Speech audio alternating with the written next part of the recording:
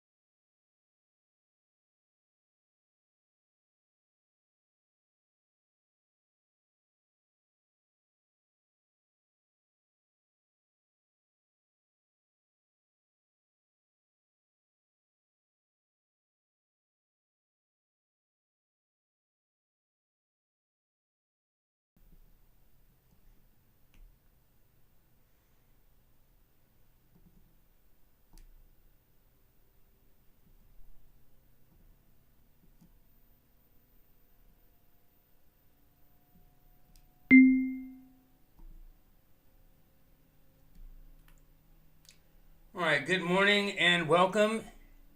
It is Wednesday. It's time for Strategy Planner session, and really interesting open here. We don't see this sort of open often. Usually it's going to be when there's some sort of a geopolitical headline that develops overnight or during earnings season, which this happens to be in reaction to some post-close earnings, high-profile earnings, Microsoft, Google, AMD. Here, let's just look at those real quickly. So there's Google. Google was a very late break from an ultimate target that we'd had working for quite a while at this dashed line. It came after the start of the year, so wasn't related to the prior quarter, which you're usually going to see reflected when analysts that cover the stock start making their calls in the third month of the quarter. So that was a very late extension and had the greatest risk to the downside, and it certainly fulfilled that. But it's just coming down to lower prior highs. Microsoft wasn't really compelling. Series of higher highs and higher lows from having recovered a big dip.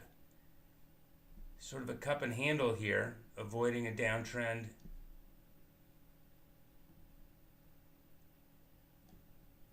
Do we fix the audio here?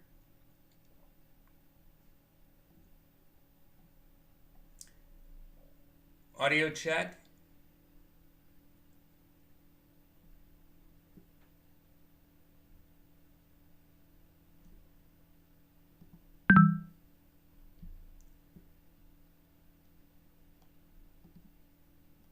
Okay. There's another piece of software running on this machine right now, broadcasting. They may have been in conflict. Let's hear the point that I was making, if you want to go back and listen to the recording's intro, is just that the reaction down overnight in S&Ps is usually we see that in geopolitical developments that happen overnight or earnings, which is what this is in relation to. So looking at those stocks that did react, that did announce earnings after yesterday's close, the big three that impacted. Here's Microsoft, which had come into a big target that we had for it, but still had an uptrend going, so not a very compelling short or long either way. And then AMD, I think this is going to be the most controversial, also had just a very aggressive ongoing uptrend, but it had steepened quite a bit, so made it difficult to fulfill even the most optimistic or best news, let's say.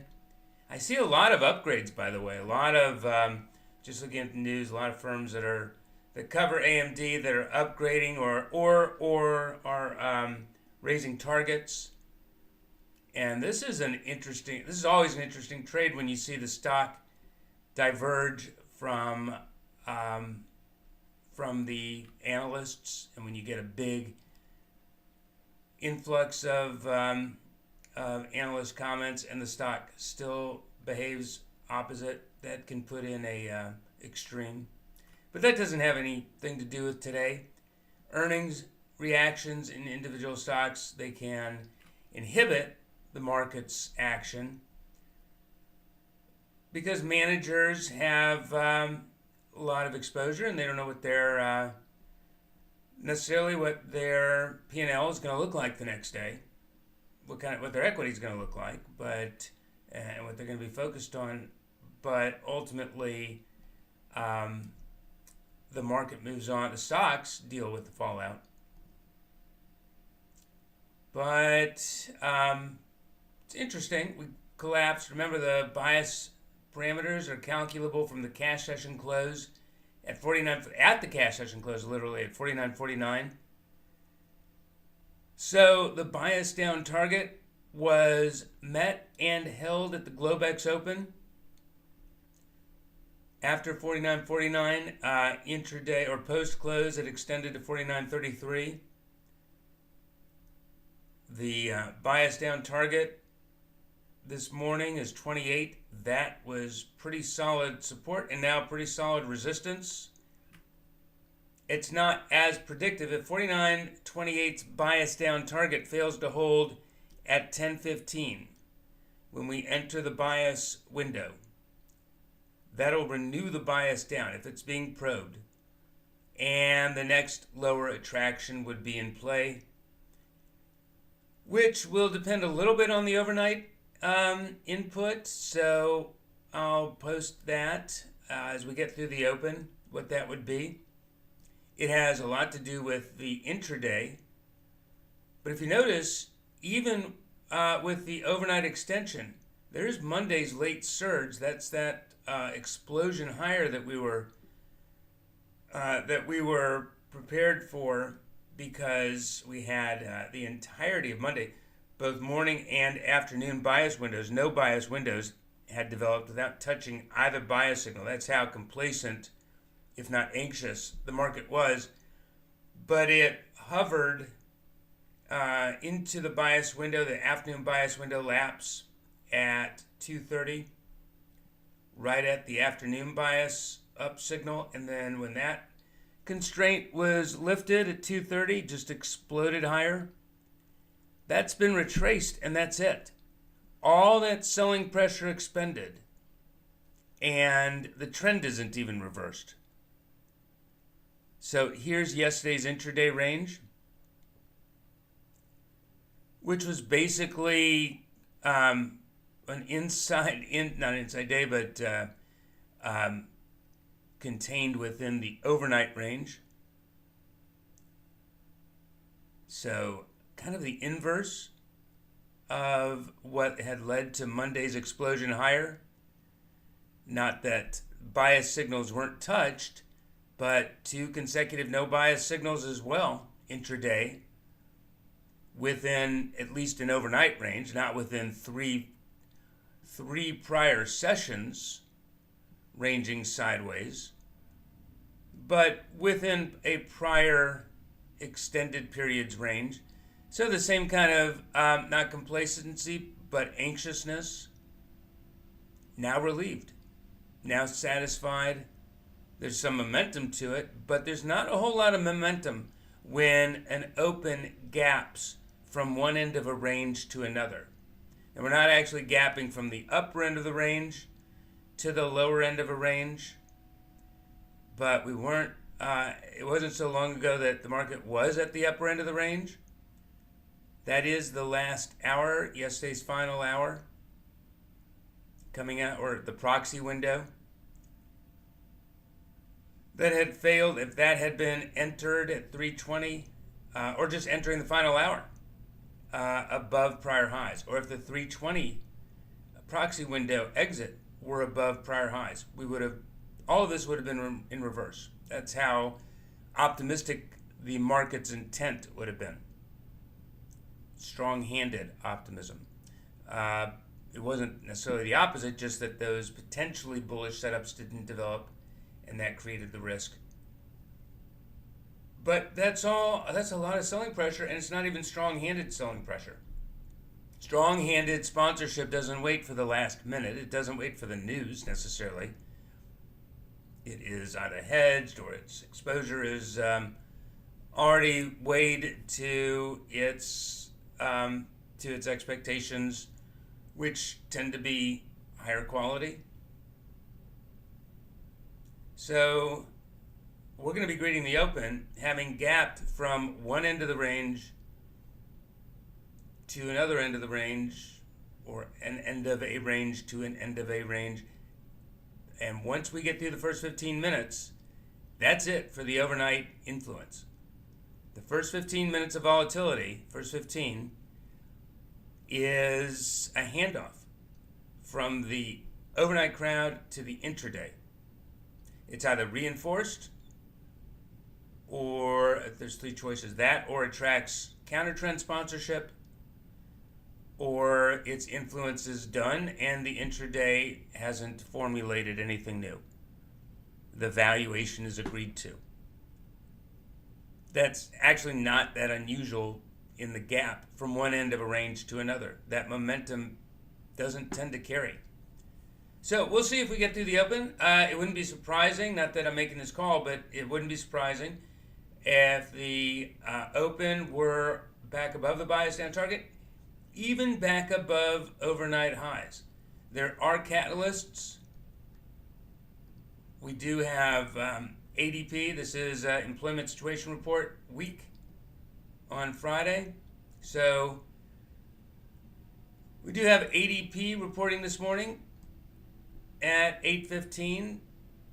There's some input or insights that are given for how, not necessarily to the directly mapping to the employment situation report, but the reaction, the market's reaction, helps to inform its posture going in and anticipate the kind of reaction we're going to get.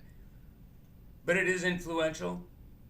Post-open, Chicago PMI, that is released actually to its institutional subscribers a few minutes, I think it's 7 or 8 minutes prior.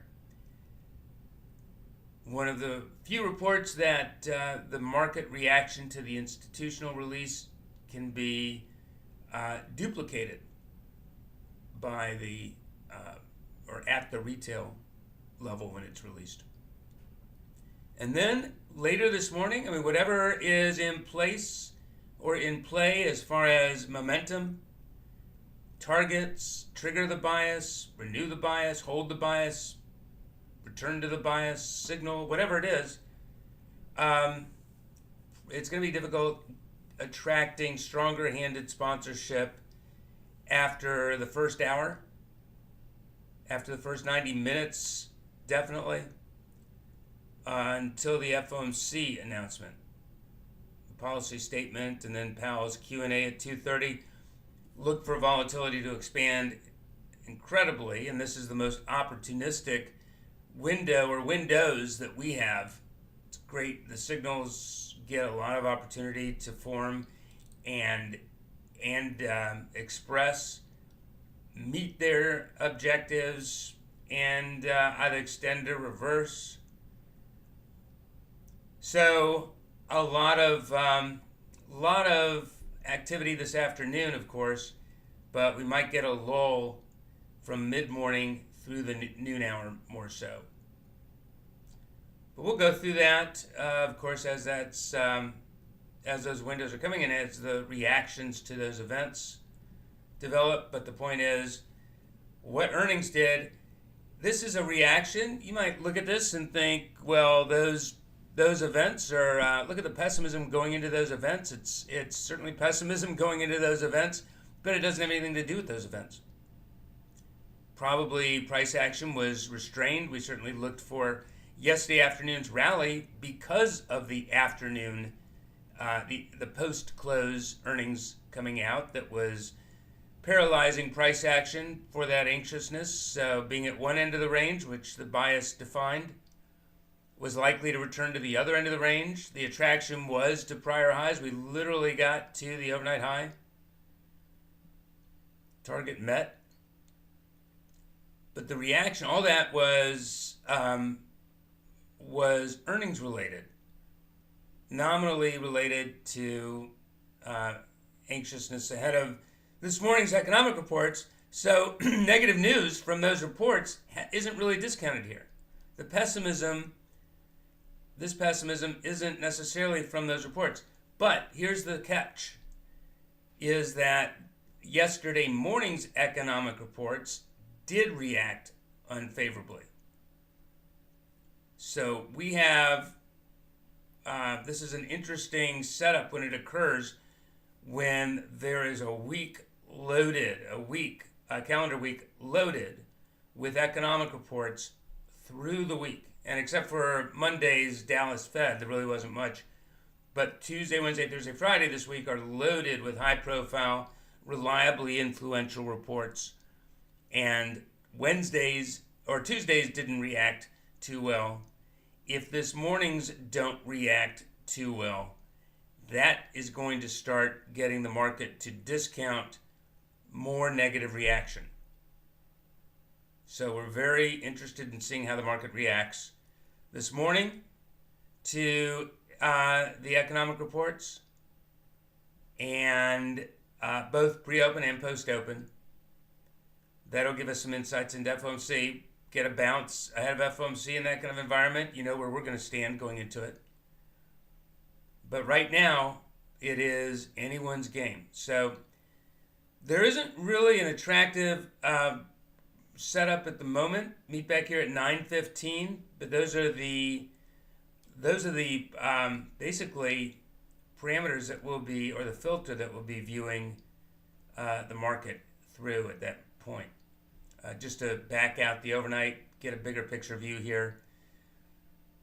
This was the complex ascending triangle now fulfilled that we talked about at Saturday Review and outlined its potential objectives. There actually is not a requirement to higher highs, but if this double/triple top, these are just made to be retested usually. If this is retraced, we know its objective is 49.70, 71. That'll depend on how this reaction is absorbed.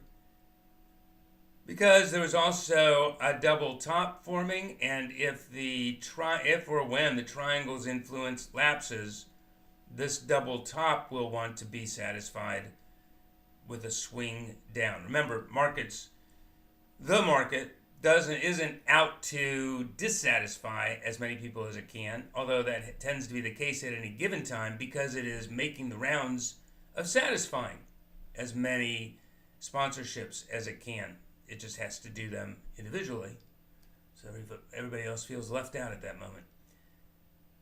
But it should try to come back around and satisfy this double top, or at least that's a vulnerability. Not a requirement. And then again, back here to the rectangle. The rectangle that we had patiently been awaiting its break. So it's pretty entrenched. Be prepared. A deeper pullback wouldn't be surprising. At market wrap, we'll go through the bigger picture review again of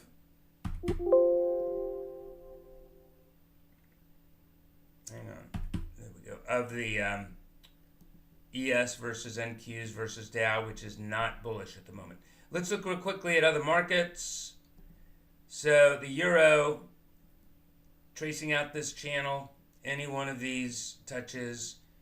The first two are calculable and vulnerable to bouncing, and that's all they did was bounce. No recoveries though. The next one, Monday, just happened to lie along the same plane as the prior two. Got a new buy signal in here at above 108. 108.85 and 108.65 if that is, if it can be recovered. We'll anticipate it's going to break out of the channel. The yen, actually a better shot. It had a confirmed breakout, fulfilled its required third lower close, and since then has been basing. Gold, still waiting. We're still waiting on gold. That break higher yesterday was not credible. Not while it's awaiting silver, potentially neutralizing this unfinished business, this gap under all prior lows at 22.08 that wants to be filled. It's going to hold its resistance at its buy signal. Long bond, huge top, nice eventual break. All that optimism that wouldn't let it extend, making it ultimately extend even deeper. But its target met 120. It's room for noise down to 119. Met 118.30. 28 attacked overnight. So we're in a buy signal. We're in a buy signal targeting either a corrective bounce or a bigger recovery. We'll gauge it at the time. But right now, a corrective bounce targeting 122.20. Further improvement. It's taking off so quickly. That might be telling us it's trying to get this bounce out of the way. But the target remains intact. and crude oil. Bigger picture here. Its bounces have been from geopolitical input. The fundamentals of the market, another big top that had formed a couple of front months ago. But there's the October 7 atrocities. There's the, now currently, I mean, along the way, the trying to escalate, I think trying to coax the U.S. or the West into broadening the theater, into getting directly involved. And you can just see Biden fighting it. But a bigger corrective bounce, or potentially more, but at least a corrective bounce underway right now to 79.25.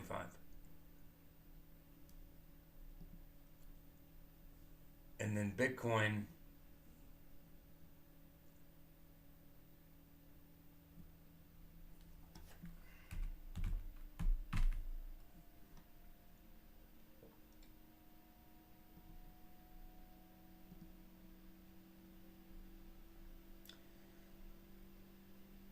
There we go.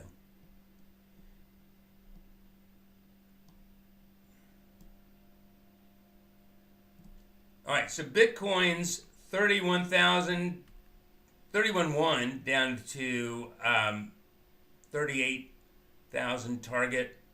Pierced pretty well. Could have been retested. I would have preferred to see it retested. Alternatively, instead, the pattern just consolidated for an extended period before reversing. But it didn't allow us to get any more aggressive on a buy signal, on identifying the inflection back up. Retest would have allowed that. But in any case, the buy signal was retraced. And remember, this was a buy signal created from this break lower. Its bounce held the buy signal at the time. So returning to it was the beginning of chipping away at its resistance. Running correction, nice little dip. Breaking higher. Now we're awaiting one more confirmation. And that is to start recovering 43.6, 44.3. A lot of resistance up here. We're giving it a benefit of the doubt that any pullbacks, meanwhile, are just temporary. This same 42,000, 42.1 resistance should now serve as support. I'd also expect this uptrending support, which happens to intersect pretty much in the next 24 hours. Not only to hold if tested, but probably be tested. But I am viewing this as a recovery presumably underway. We just need one more higher high here, and it's not this higher high, it may as well be this current high, which itself was testing, if not still testing, this last relative high. That's the go-ahead. That fully isolates this low. That tells us not only are the prior highs now in play, but a new up leg. Just need to hold this 42.1 uptrending support. Last test of uptrending support at 41.7. Nothing bullish about probing any deeper than that.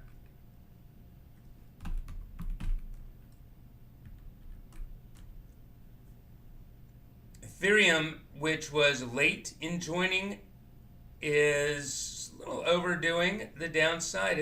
It's back down into that prior range. But that's fine. Bitcoin is really the leadership here. It's had a greater effect on some of the other universe. Solana really outperformed.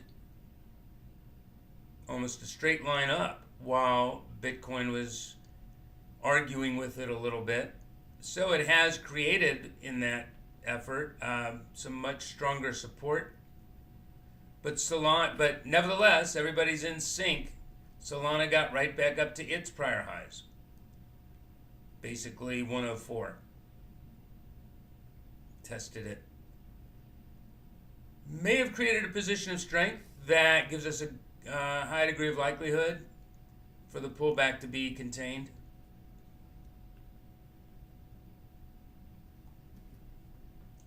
But it's kind of late, going a little over, so let's end it there. I see a question in the chat, but I think I answered it. Let me know if not.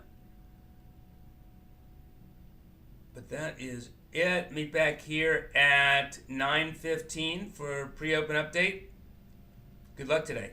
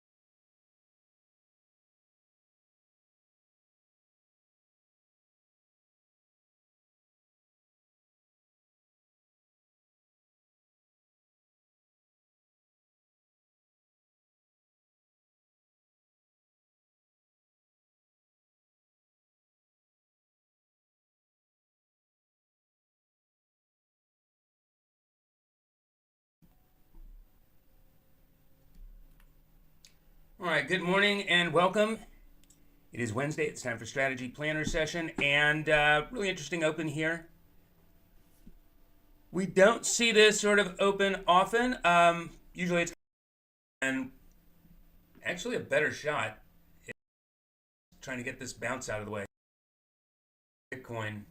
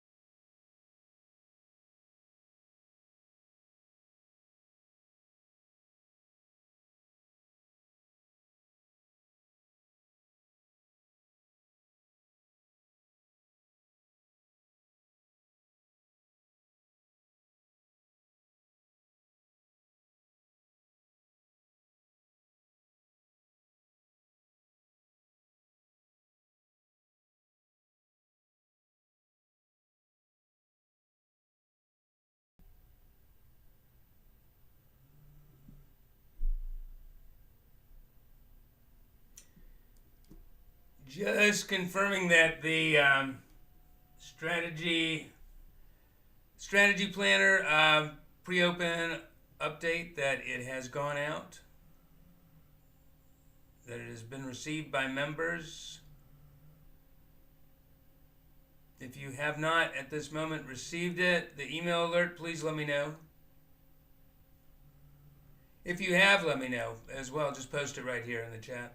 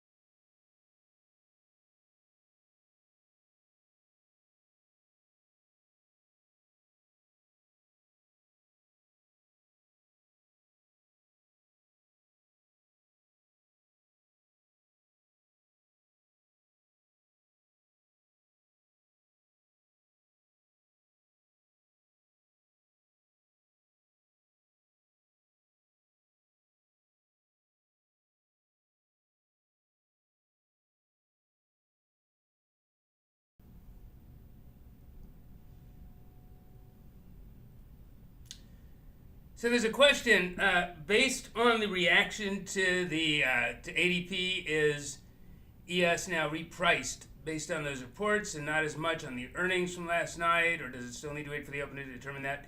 And that's a little too granular or sensitive to the input or really to the catalyst.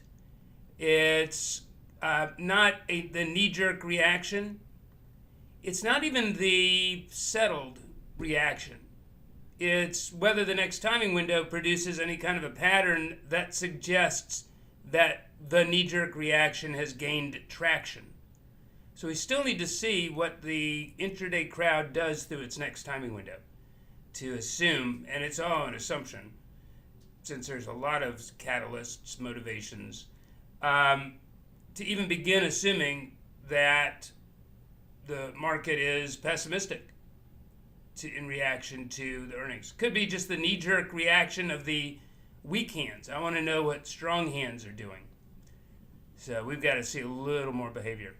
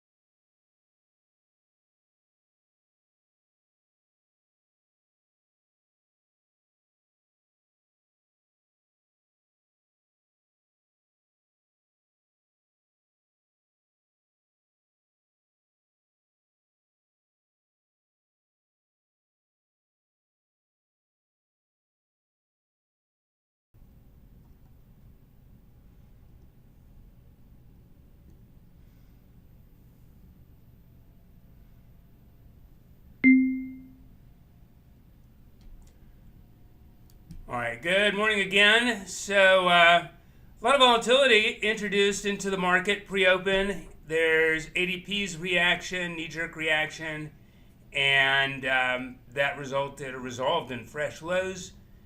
Still gravitating back to the bias down target, again, created from price action through yesterday's close, 49.49.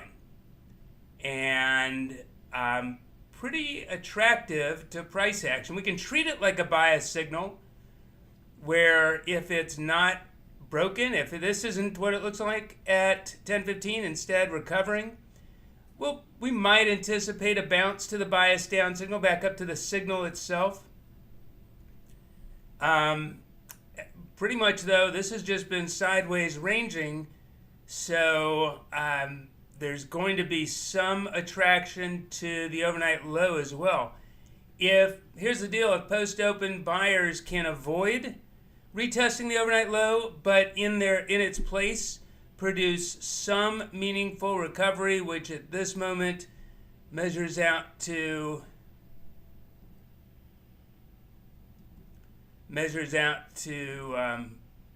about 29.50, back above 29.50 through the first 15 minutes. That is, as of 9:45, to have recovered 29.50, probably will have marginalized sellers for the morning. It is, meanwhile, resistance. It's certainly possible to bounce to 29.50 and then resume the decline.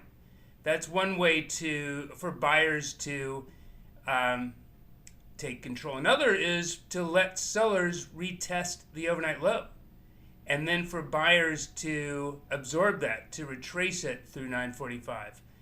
Retrace it through the open, whatever the opening print is. Probe the overnight low, but as of 9:45 to have retraced the open.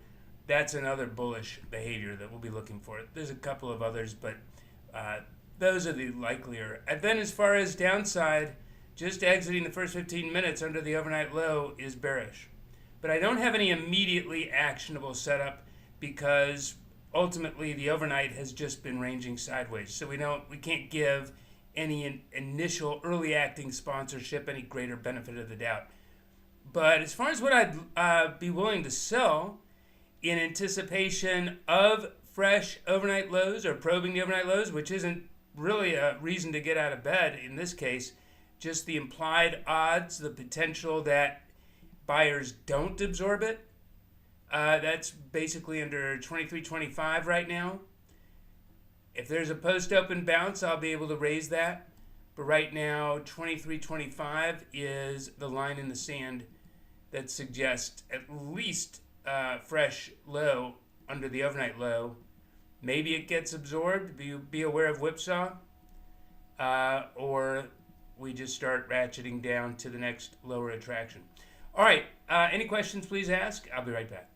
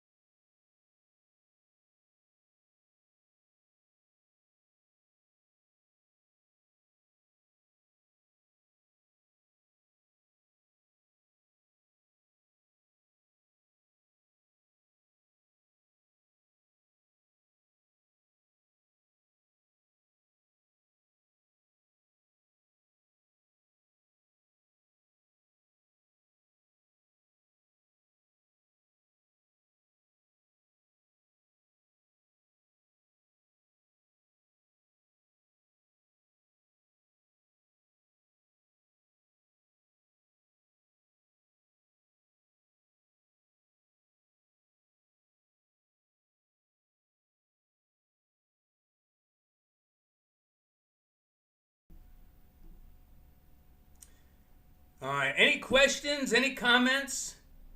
Please go ahead and post them as they occur to you. I appreciate everyone turning out for the free stream here. I can't urge you enough to immerse yourself. The more you have volume up and you're watching the screen, as I'm describing it, the whole point here is that you're able to see what I see.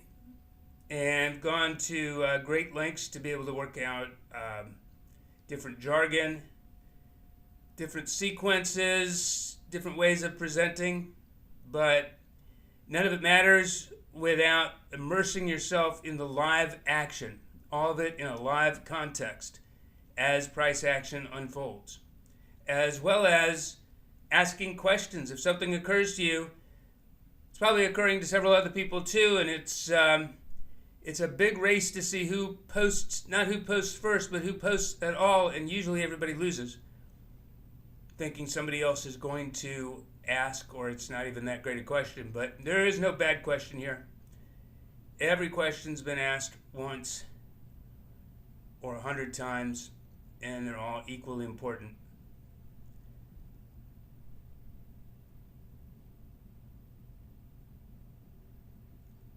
The 9:15 update recording, that's just 3 minutes. The first few minutes of the earlier strategy session recording. I think that's up there. Yeah, let's scroll back for that at 7:28. That covers the market. Keep watching it to watch other markets covered. So we've got an opening print. Here's a indicator or influence I call the proxy gap, and it's anchored from yesterday's cash session close, the equivalent to yesterday's cash session close, which is 49.49. That's where ES traded when the cash session closed. Last print, 49.49. To today's opening print. And today's opening print, 49.26. So if we start at 26, anchor this back at 49.49. It was actually 49.25.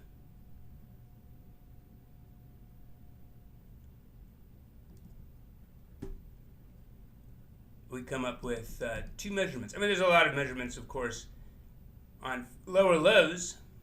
The influence of the gap. A lot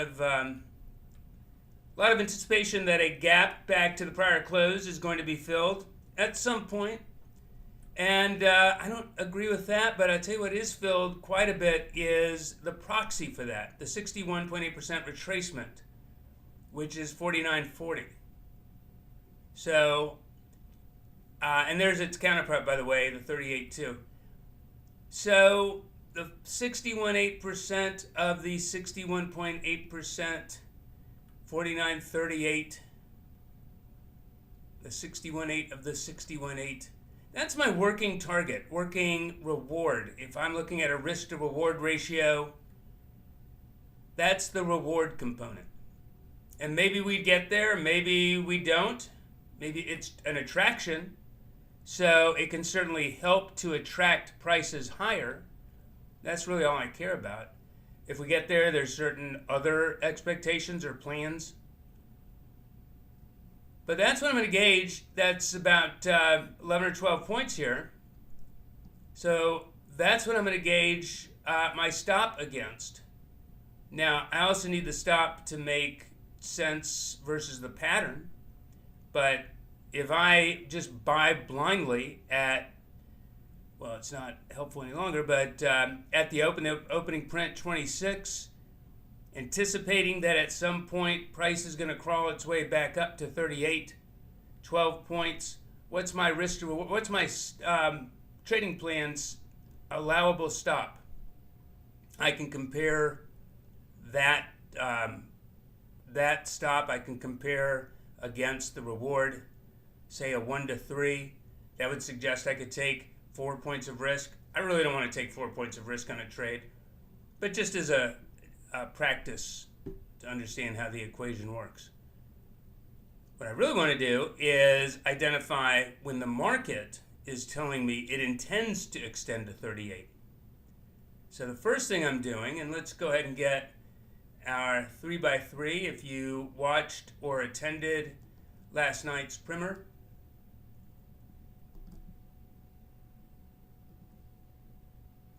then you know the 3x3, or during the first hour, 4x4. 4 ticks, 4 minutes.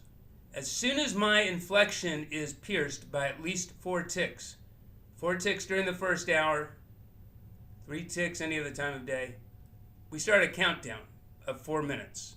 4 minutes later, what was the 4-minute high of that test? And we may look just like this in 4 minutes with just a few ticks, and that's it, probing above the inflection point. We're in the second bar, coming to a close here, so third bar now starting. Waiting on 4 minutes. Now, where's the 4-minute high? This might already be it at 30.50. Maybe it'll be higher. But as soon as I know where that is, I know how much higher price would have to get to know that reinforcements have arrived.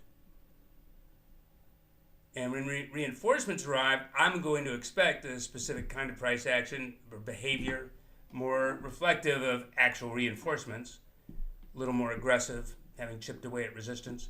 Meanwhile, I don't know if that's what this is leading to, or if this is just the usual attention span of weak-handed counter-trend sponsorship.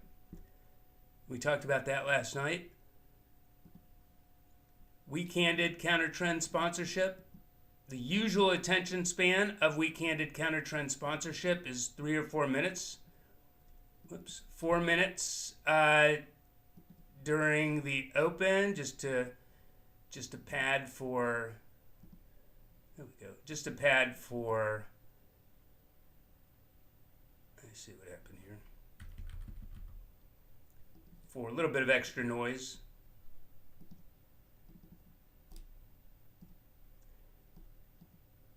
So how high did the potentially weak-handed counter-trend sponsorship take price? Well, in the first 4 minutes, they took it to 30.50. Above 30.50, and maybe we want to give it a 1 or 2 point room for noise, buffer. Higher than that, no longer weak-handed counter-trend sponsorship. So that doesn't mean that's where I get in. If you're very aggressive, you're already in and managing a stop. If you're less aggressive, you're waiting for the 4-minute high, judging the price action since then, negotiating a better price. Just as there's 4 minutes of probing an inflection point in one direction, there's 4 minutes of probing the opposite direction. Once that minimum 4 tick starts the clock ticking, there's 4 minutes allowed of detouring as well. All of this price action is testing the buy signal. It's a pretty aggressive detour. And by the way, we can make observations, secondary observations, not just the primary. Hierarchically, the first point to assume it's being probed by 4 ticks, but look at the quality of those 4 ticks. That's a sentiment extreme. Otherwise, it's a single tick probing the buy signal, not actually even testing it. So that should figure into our decision making. Maybe we want to short the buy signal in anticipation of it holding. Resistance and supports often hold, if not more often. And if you're scalping and you're not getting probes, you're going to have to fade.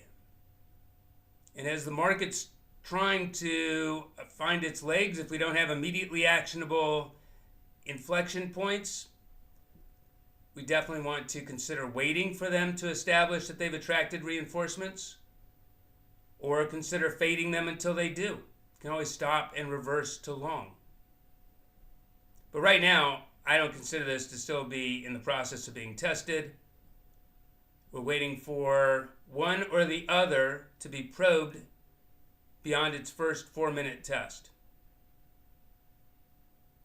Now, all this time, again, I'm calling the price action.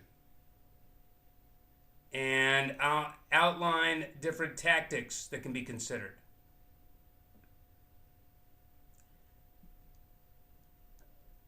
Depending on your own risk tolerance, trading style, one might be more attractive than the other, or at different times of day, or different days of the week.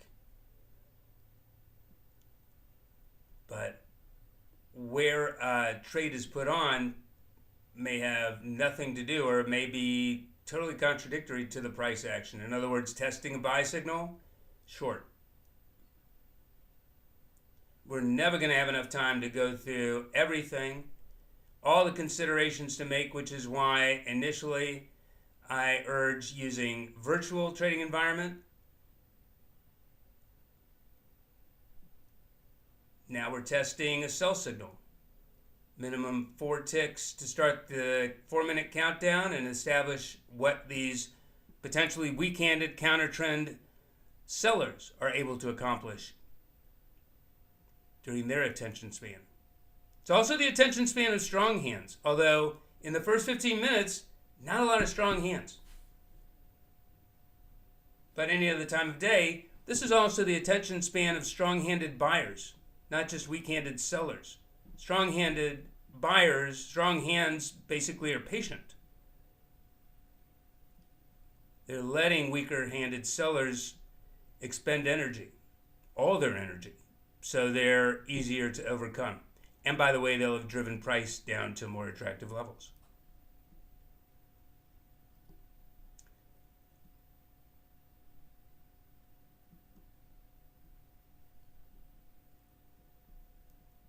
So, first 15 minutes coming to an end. We're within 3 minutes. Doesn't at all mean that it's done, that the price range is done, but we're certainly going to be interested in knowing what the first 15 minute range is, because I'll be comparing the second 15 minute range against it. And there are some specific setups and outcomes and likelihoods that can trigger. But it's interesting also, we anticipated a couple of relevant levels, neither one being immediately actionable, but either one identifying the difference between up and down, resistance and support. And there's the first 15 minutes testing either and holding them both. It also looks like the first 15 minutes will not have tested the overnight low. Maybe something dumps here real quickly, but probably not quickly enough to probe the overnight low and recover the open for that setup. That's a bullish setup I described in the first 15 minutes. Or I'm sorry, at the 9:15 update, to be aware of in the first 15 minutes. Had price opened a little lower, had there been an immediate attempt to probe lower, these sellers probably would have been absorbed and reversed and maybe back above the open. The opening print is 26, but it will not, by the time we get to 26, the first timing window. This will be the end of the first timing window. Remember, it's not just price, it's timing as well. And at the end of the first timing window, the first 15 minutes, by the way, this should be 25. At the end of the first 15 minutes, we have a range, but that range will not have done anything significant. It didn't probe the overnight low and end under the overnight low. It didn't probe the overnight low and recover back above it, back above the opening print as well. So bears, sellers, strong-handed sellers didn't gain traction. Strong-handed buyers didn't gain traction. We don't have any new information in that regard. But those would have been bullish or bearish inputs.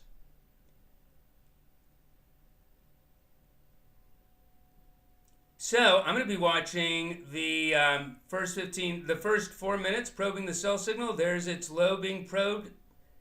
That's reinforcements I'm expecting that to behave like reinforcements.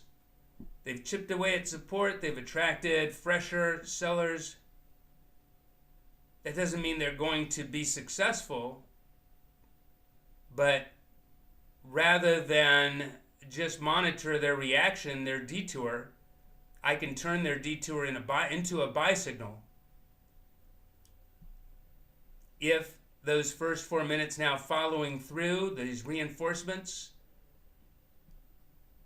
if they're absorbed, if they're rejected, back above the first detour, 25.75, give it a point or two of room for noise, which in this chart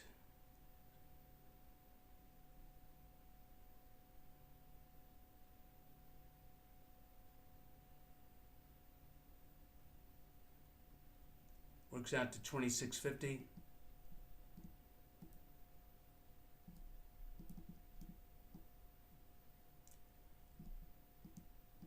So it allows me to lower the buy signal. Now, here's reinforcements acting like reinforcements, and if you took a trade there, waited for it, or patiently waited for a reaction, as price often does, you'll see, even if you knew with 100% certainty it intended to extend, it still is probably not going to be a straight line with no waiting, if only. Now we introduce a new element. We talked about it last night. All these lines, these blue lines, horizontal lines, also red and green lines, they're all the same thing. They're all inflections. They're all measuring the attention span of counter-trend sponsorship, identifying whether or where to know whether that was weak-handed or strong-handed sponsorship.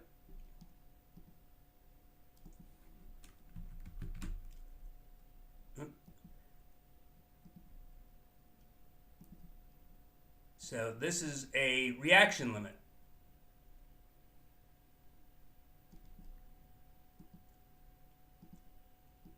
So the same application, if it's probed by at least 4 ticks, we start a 4-minute countdown and we know where it's being tested by just weak-handed counter-trend sponsorship or not. Anything higher than the first 4 minutes would not be weak-handed, or the first 4 minutes and an extra 1 or 2 points room for noise. We want to find some relevant resistance in that area. Lots of layers here. Let's go back to our proxy gap. The retracement between yesterday's cash session close, 49.49, and today's opening print, 49.26. That's the 61.8 and 38.2 retracements. Well, here's the 38.2 projection and the 61.8 projection and so on. These are relevant levels as well. They can be attractions if that gap extends. It measures the psychological math psychology of the herd mentality. Having maintained the gap and extending it, the market is anticipating overall that it's going to see 38.2, the 49.17 if it wasn't going to hold the low. And since it's not holding 49.17, I'm looking for 49.12 or 11.75.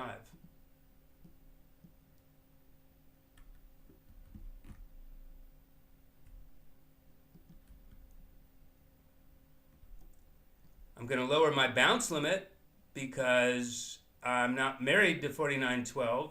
And if the bounce limit, the reaction limit were violated,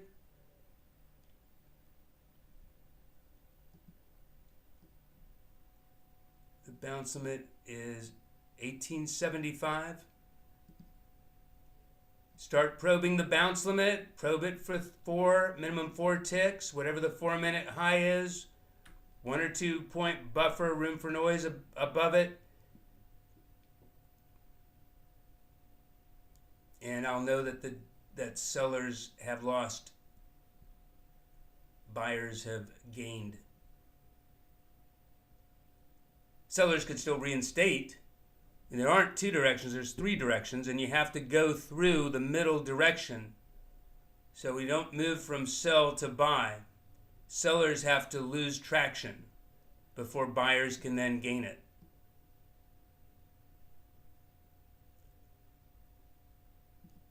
So if 49.17 doesn't hold, I'll look for 49.11.75. I may as well look for 49.11.75 if 49.17 holds or doesn't hold, if we keep breaking lower. What defines holding? Well, so far, notice here's a secondary observation. Notice the probe under 49.17 is actually overlapping 49.17. We don't have any detached bars, any complexity or trending. These tests of 49.17, if you picture a car skidding or screaming down the highway and you slam on the brakes and you skid up under the shoulder, but you still settle back into the lane, that's this. That's just the noise of skidding to a stop. It's not necessarily a brake under 49.17. We didn't go over the bridge into the water. Too much? It can feel like that. So, right now we're testing a bounce limit. Doesn't mean you're still, if you shorted this, it doesn't mean you're still short. Your stop may be so tight that you're already out. This isn't so big a bounce where we would assume that everyone's out, but it could be a pretty big bounce during the first 4 minutes, depending on how aggressive those weak-handed counter-trend buyers are and how patient those stronger-handed sellers are.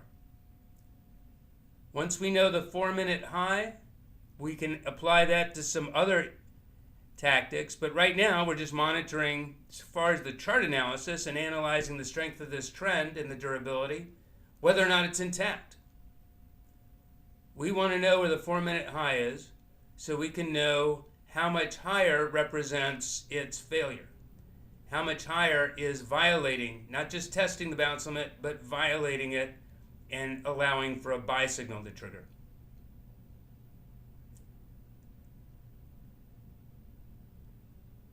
Let's say this is the 4-minute high. Let's say we've seen all 4 minutes and we know 49.2025 is the 4-minute high. And a 1 or 2 point buffer, room for noise. I'm willing to sell that. If we bounce back up there, or if we were just sitting there at the end of the 4 minutes, I'm willing to sell that. Now, it may be stopped out immediately, but I'm willing to sell it not because it's any likelier to resume the decline, but because it's so much closer to where I'd know it's wrong to be short.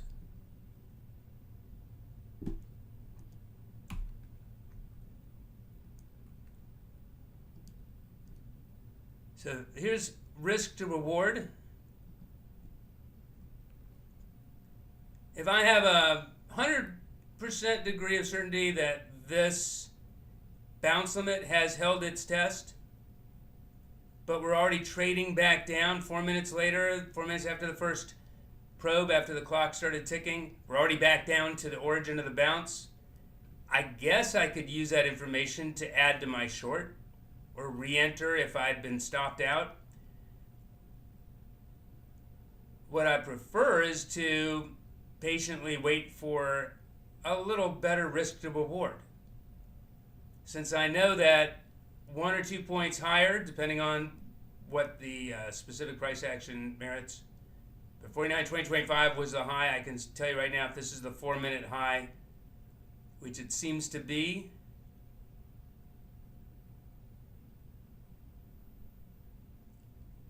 then I just need 5 ticks in here. So my 1 or 2 point buffer, room for noise, is up around 21.50, 21.25.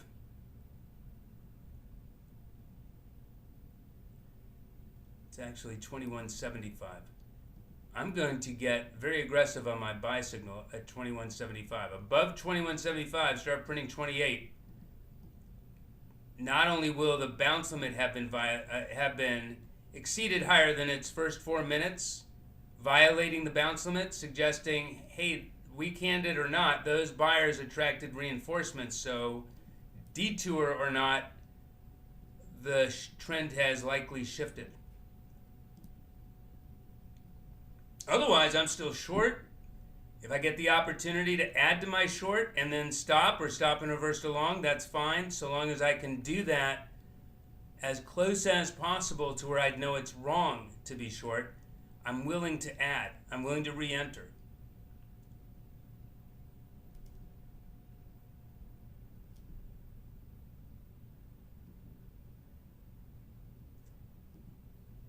I'm not interested in most instances, not interested in fading a triggered move, especially when it's productive. First 15 minutes elapsed beyond a prior extreme, I'm giving sellers every benefit of the doubt. Maybe I'm wrong, but I know what I'll see that'll tell me I'm wrong. And meanwhile, the next timing window is 10:15.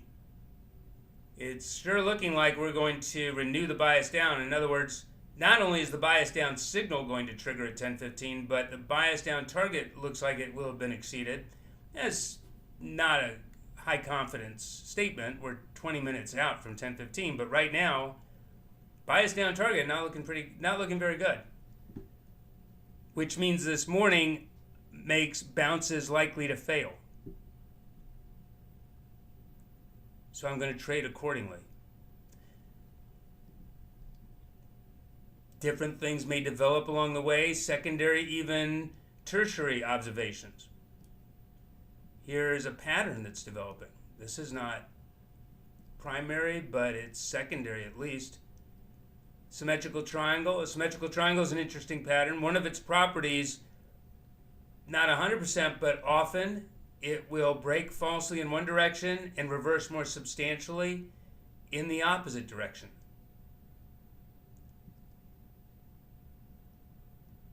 And it doesn't have to be in the direction of the trend. Might get whipsawed out here. But I want to be prepared to get back in. A lot of work goes into identifying a trend, its objectives. Just because it takes a few excess detours doesn't mean can't get back into it.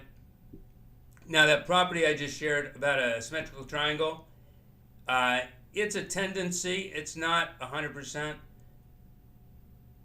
but it's certainly something to be aware of, a reason to consider getting more aggressive for a potential bounce.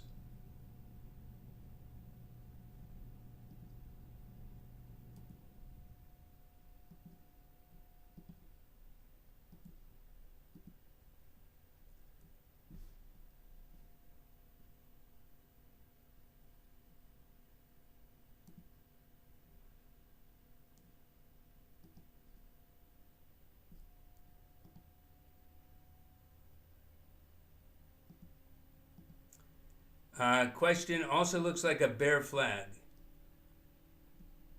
I'm going to go with triangle.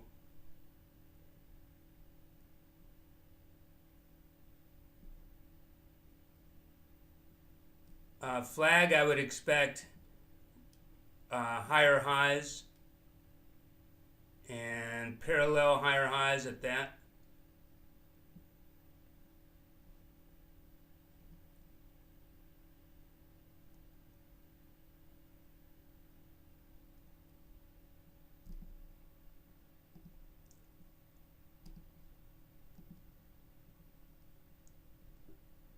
So if that's a triangle, I'm going to take the second widest measurement.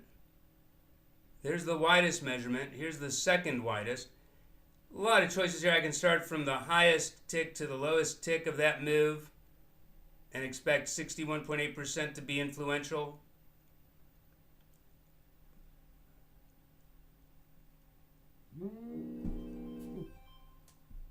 Lowering my bounce limit now.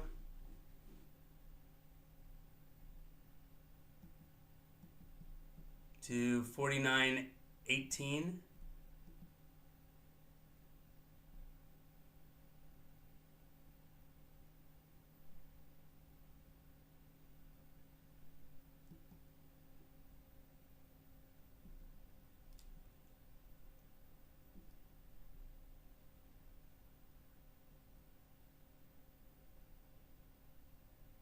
I'm still going to allow 4 minutes of probing the bounce limit. See where that leads, where we're sitting at the time. It doesn't mean that if I happen to be short that I'm going to stay short until the bounce limit is violated, the reaction limit. But if my own risk tolerance said stop at 49.19 and the first 4 minutes of testing the bounce limit extended to 21 and no higher and started reversing down and hadn't shaken up the pattern, so long as the downside momentum remains intact and weak-handed counter-trend sponsorship hasn't attracted reinforcements, I'm looking for a place to get back in, get back short.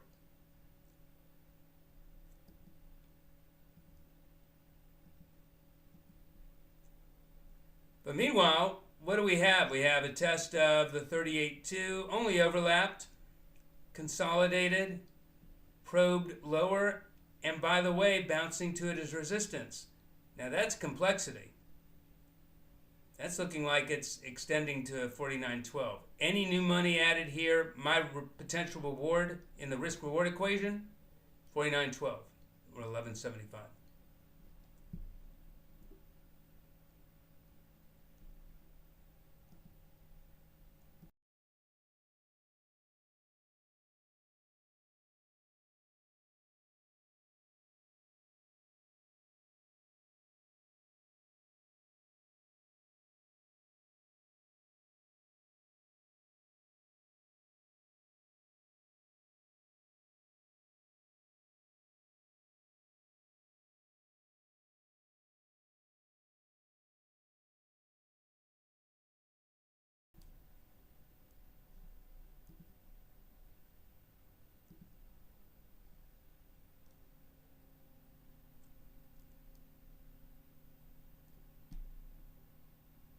So I'm still hanging out.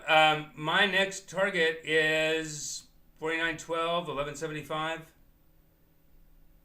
I see a series of lower lows and lower highs until a bounce limit is violated. The trend is down. Rounding the first half hour, what did the second 15 minutes do versus the versus the first 15 minutes? It broke lower. And it ended lower. It didn't just probe under the first 15 minutes. We could have, during the second 15 minutes, probed under the first 15 minutes and recovered back into the first 15-minute range. We could have recovered the first 15-minute range after probing under it to such a degree that it retraced the 61.8% measurement of that first 15 minutes. We would have had a nice buy signal above 49.27. Didn't happen. Instead, we have the second 15-minute range under the first 15, exiting under the first, relapsing under the first 15-minute range. And by the way, the first 15-minute range was negative as well. That's trend. That's entrenched. It could be reversed immediately. Usually it won't be. And all we can trade is the probabilities. Not possibilities, probabilities, and that's a probability, so I'm going to give it a benefit of the doubt.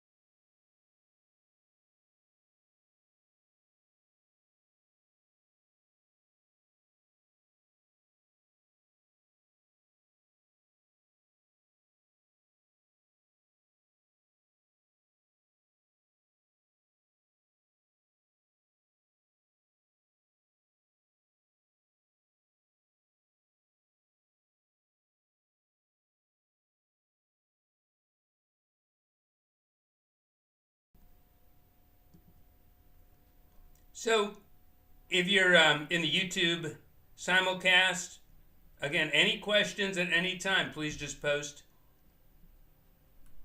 That's it for the recordings until this afternoon. But what you don't know, a member has gotten a couple blog updates. A blog update from last night, identifying the bias parameters, and I'll bring that out shortly. At 10:15, we'll walk through the bias parameters. That's a post, blog post that members get, as well as a narrative, a written narrative of what's going on, along with the recording of the strategy planner and then of the 9:15 update. And after the open, after we know the bias, members will be getting another written update, and I'll go ahead and show that. Just a handy reference, though, to be able to more fully process and learn from how to see what I see and how to anticipate what the market's going to do, but just as importantly, after going through the process of the observations that matter, listing those, more importantly, describing those, and then identifying what they are saying, then the rest of that post, the written narrative says, here's what we're expecting from that. But once we get through the open here, once we get through the first 45 minutes, you can see the timing windows in the below the chart. Once we get into the AM bias at 10:15, it'll just be a matter of identifying inflections and talking through the different tactics that are available, whether immediately actionable or patiently negotiating a little bounce, waiting for the bounce to lapse or elapse, and then how to consider adding to the position, whether we're seeing any counter trend moves develop, and how that may be contributing to what to expect this afternoon, even without FOMC. Although that's going to be some interesting catalysts. But again, any questions, any comments?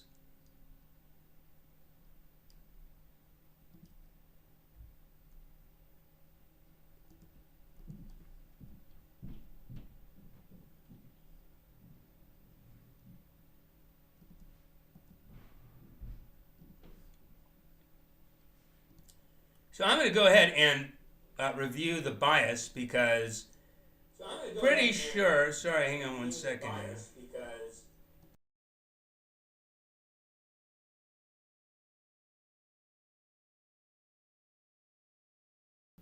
All right, now a lot of latency, that's nice.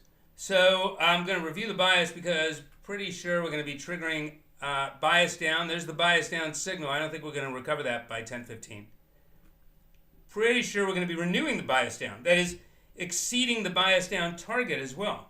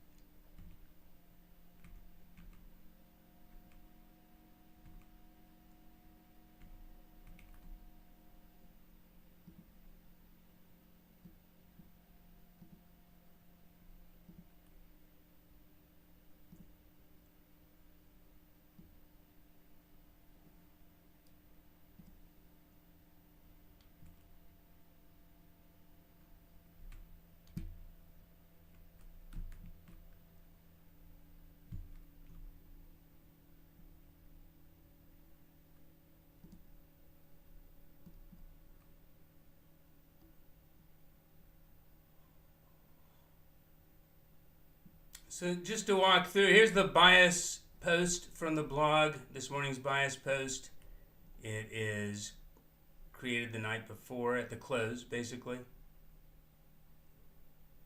And clearly, we're not going to trigger bias up. We're nowhere near 49.51. Clearly triggering bias down, we're well under 49.42. We're even under 28, the bias down target at 10.15, I'm assuming. So that's going to renew the bias down at 10.15.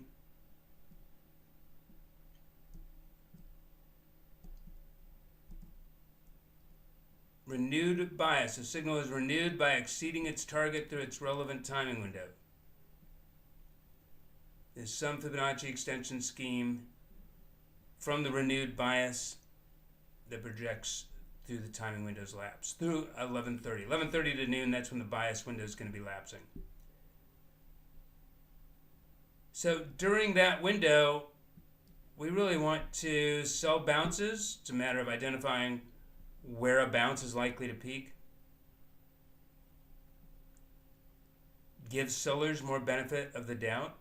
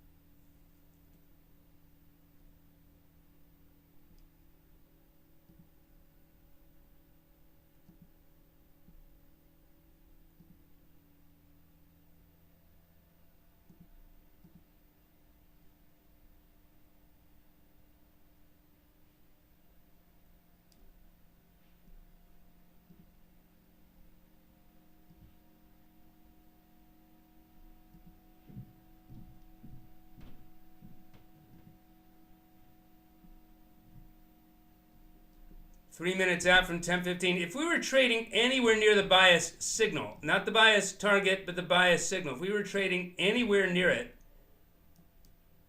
and it was overlapped during the 3 minutes before, we'd be considering whether it was going to be overlapped during the 3 minutes before or after 10:15. That would invoke a grace period, and what is now being triggered or about to be triggered at 10:15, we'd have to wait until 10:30. Or this afternoon, when the bias signals at 1:20, we'd be waiting till 1:30. But we're nowhere near it, so we're not invoking any grace period. There's a fresh low. You ever notice how I recognize that pattern? I know how this is going to play out, and it does the opposite. Very often, that's a function of the timing window. Other levels of behavior as well, like not just the timing, but what preceded it. Is it a fresh extreme? If this fresh extreme were printing during the first 15 minutes, early in the first 15 minutes, I'd be reserving the potential for it to be retraced, isolated, trapped, and for those trapped sellers to, as a cover, help fuel the recovery or a short squeeze. And this pattern along the way down, certainly looking back at it from down here, oh yeah, that makes sense. Here's the higher high, here's the lower low, here's the higher high, it's trending. But as it's developing, you don't know that. I don't know that. It is consolidating. It's consolidating above those lows. Maybe that's a double bottom at this point. We don't know, but the timing window is the tiebreaker. Bounce limit is now 17.25. Notice that this 49.18 bounce limit, 18.25, was never touched. I'm going to move that. I don't move the ones that are touched. I need those for reference, but I don't have anything to know from that. All right, so there's my 49.12. Again, piercing it, probing it, but really overlapping it, so I don't know what it intends to do here. Maybe it's breaking it, maybe it's holding it. Judging from the timing at 10:15, that's actually not a highly predictable window.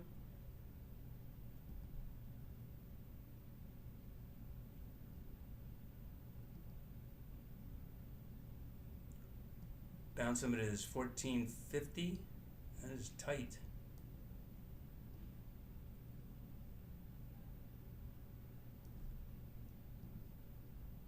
Seems a little tight.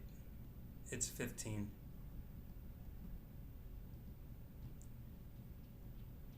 New bounce limit. Other bounce limits already encountered, already resolved, are antiquated. They're of interest if we return to those levels. They're not going to be predictive, but I'm interested to know where a bounce was actually testing an inflection. But there's my predictable. The renewed bias down at 10:15. No more triggers from the bias parameters. We could actually recover the bias down signal through 10:30 and invalidate what was cleanly triggered at 10:15. In my experience, it is very rare that we're about to rally 32 points in 15 minutes at this time of day. So I'm comfortable saying that probably we're renewing the bias down. But its target, its renewed target right here, here's a calculable objective, it's met, it's holding, it's responding.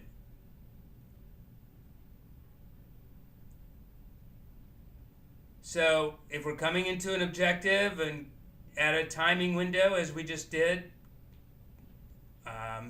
if you're loaded up in a position, maybe winnow it down a little or tighten stops. You can always re-enter short on a fresh low. But I am not going to be able to get more aggressive on a buy signal very soon. I don't have an accumulative pattern, and if I'm going to stand up against a bias down, let alone a renewed bias down, I'm not going to do it with a falling knife. I want to see bottoming. I don't see that here. I see lower lows, lower highs, the definition of trending. And that's basically what the rest of the morning looks like. Maybe this is it. A 10:15 extreme actually is less reliable than a 10:14 extreme or a 10:16 extreme for extending the trend. The 10:15, it's a fresh extreme at 10:15. That actually is, that particular timing has a track record for being an extreme. When a new extreme prints at 10:15, till we see a fresh lower low, be aware that the burden of proof is very much on sellers. They've done all of this, and yet the burden of proof is on sellers. A fresh low, probe under the 10:15 low, burden of proof goes back to buyers. Now that doesn't mean I'm going to be any more aggressive or much more aggressive in a buy signal. And I'm certainly, when I get more aggressive, it's going to be after some sort of bottoming behavior. We don't need to see another tick down to still be weighted down for the morning. Now, by the way, we get to do something that we weren't able to do earlier, not even last night. The reaction down after yesterday's 49.49 close was wholly a reaction in sympathy to the equities behavior after Google, AMD, and Microsoft were hit. So that didn't really discount or inject any pessimism or a lot of pessimism ahead of this morning's economic reports, ADP and Chicago PMI. So those numbers, good or bad news, I don't know. That's not what I do or care about. I just want to know there's an event coming. And I'll look in retrospect as to whether the market considered it good or bad news. And by the way, good news gets a favorable reaction. Bad news gets a negative reaction. I only care about the resolution. First 1 or 2 minutes, 60, 90 minutes following a reaction, that's weak-handed. That's not strong hands. That's weak hands. Strong hands stepping back to let weak hands play with that. But just looking at this in context, get rid of the overnight, we're right back to Monday morning's lows, right back into this narrow range. We haven't even established lower low or higher. I'm sorry, we still have higher highs and higher lows for the trend, for the uptrend. So still burden proof on sellers' bigger picture, but notice that this drop, maybe because it didn't have a chance to inject pessimism to help hunker down or posture defensively ahead of this morning's economic reports. From a contrarian perspective, now that there's been a reaction, now that that's been reflected, what could drive price down? No more economic reports until this afternoon? Well, the expectation that the market's going to continue reacting unfavorably, no matter the news it gets. If you look at the news and you're inclined to consider that the news was good and yet price resolved down, and really when you look at ADP showed a slowdown in hiring. Well, that doesn't motivate the Fed to hike rates. It doesn't take them off their potential to lower rates.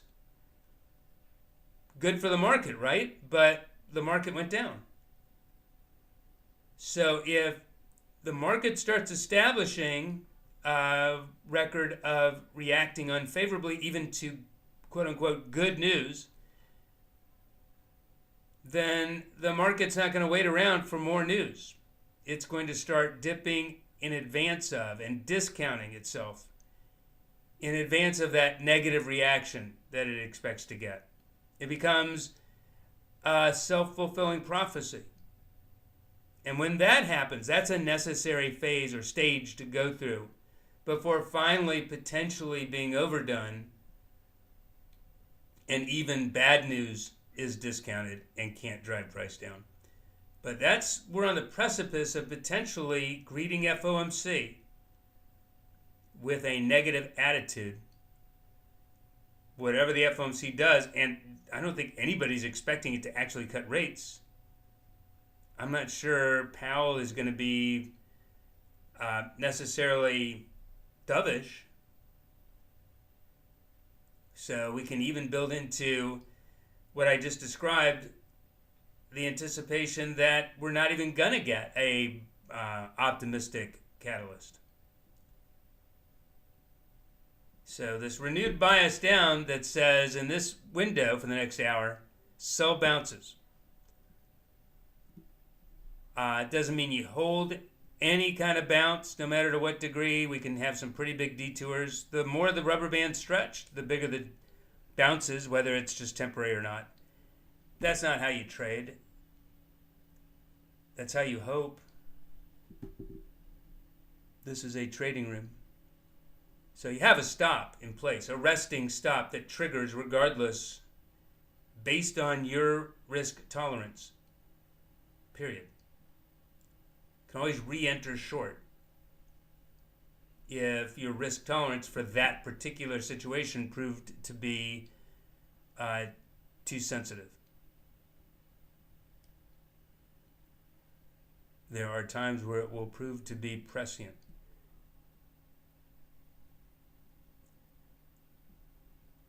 So here's a bounce limit. It's 49.15.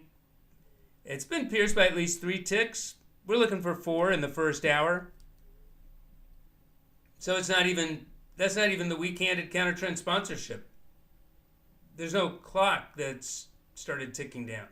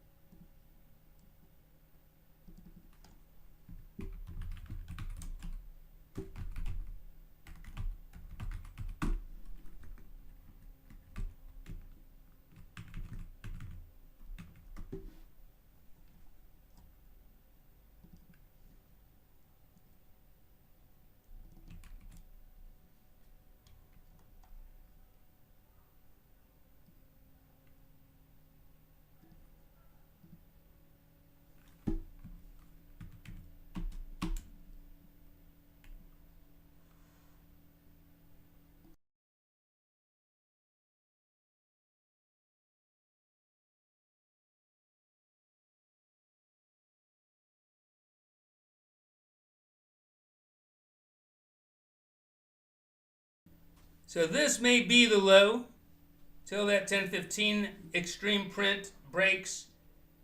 I don't really have a high degree of confidence or any reason to be any more confident that despite being a renewed bias down environment, that this is intending to or capable of extending any lower.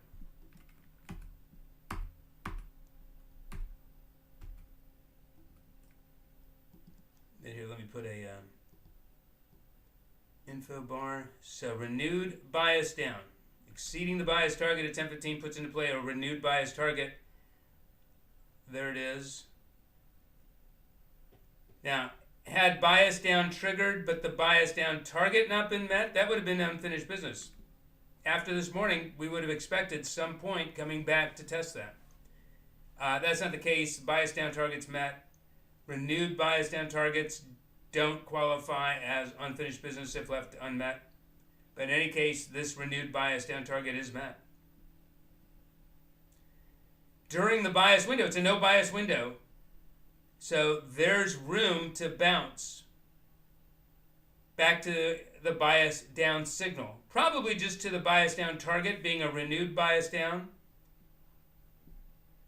But that's not very helpful information. We could still bounce pretty big. It does tell us we can consider a buy signal.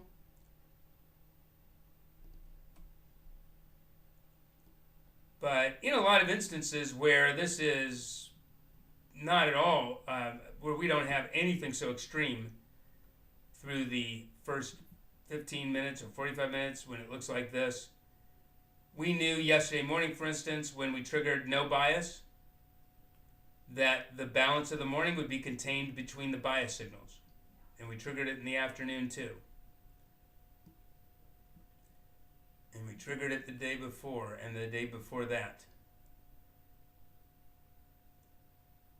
This is Friday afternoon, the 26th, or Friday morning, the 26th. And bias up didn't trigger. No bias triggered. We knew that the bias up signal would define the window's upper end. It held all the way to noon and then collapsed.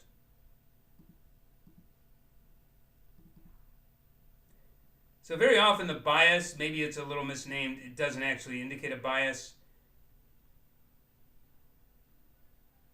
Underlying it will always, but as far as what part of the bias system becomes most useful or applicable, that's a that goes deeper than just the superficial bias.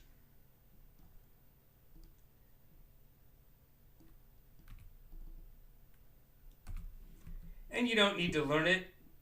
You don't need to memorize it. I do suggest getting a working knowledge, but every day I talk through it. Even before the bias triggers, I discuss the likelihood of it triggering or not based on the price action as it develops. So if you're an aggressive trader, you can maybe get in front of it a little bit.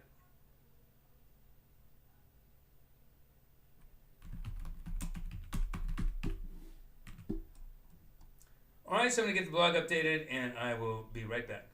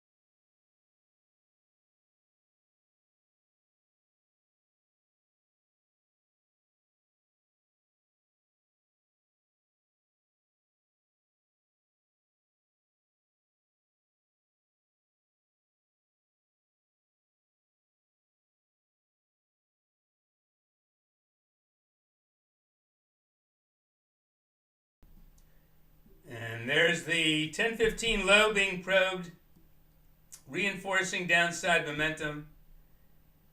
And by the way, couple of lower attractions here.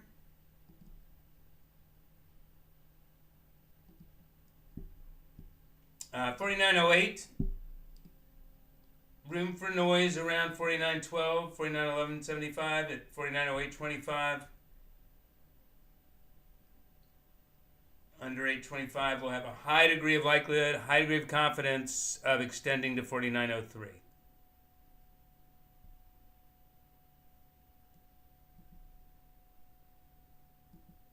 Bounce limit is $49.12.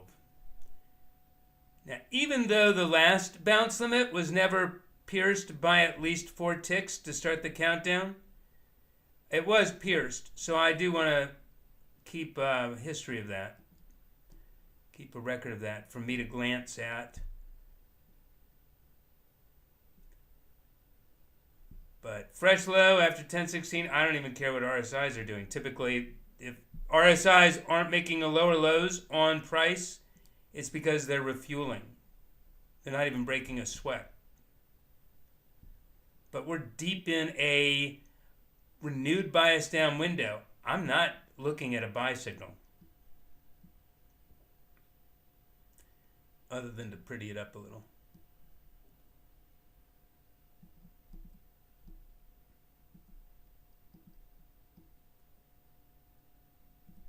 So there's the room for noise. Bounce limit is $49.11.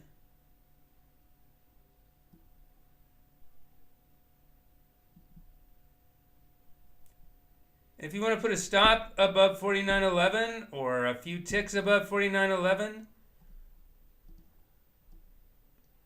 or if that's too far away from you, just know the only point to $49.11 otherwise is just to identify where weak-handed counter-trend sponsorship begins, where it is creating its own for a 3-minute extreme. Now we're out of the first hour, so it's 3 by 3, not 4 by 4. Minimum 3 ticks to start the countdown, 3 minutes to know it's extreme.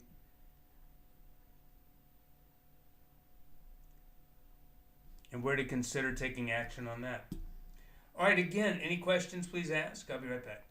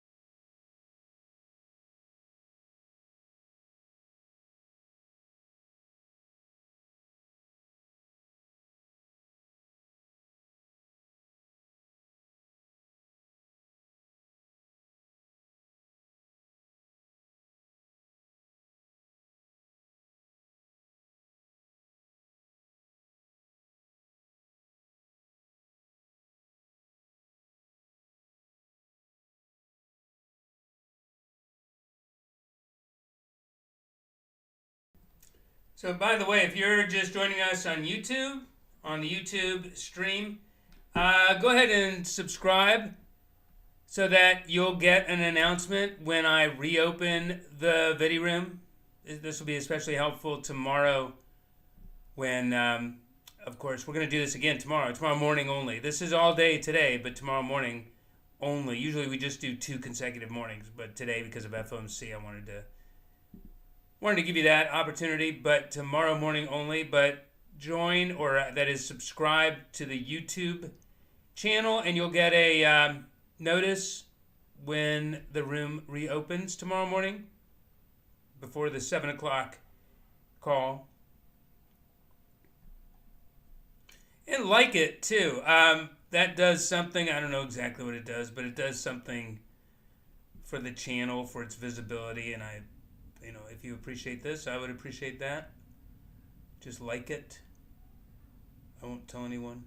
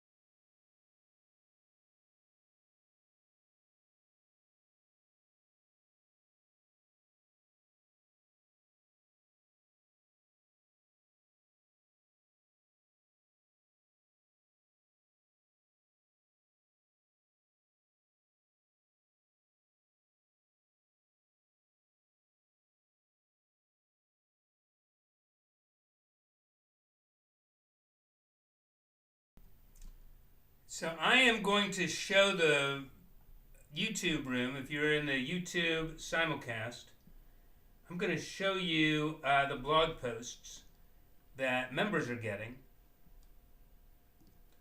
Right now, just to point out, this looks like a bear flag.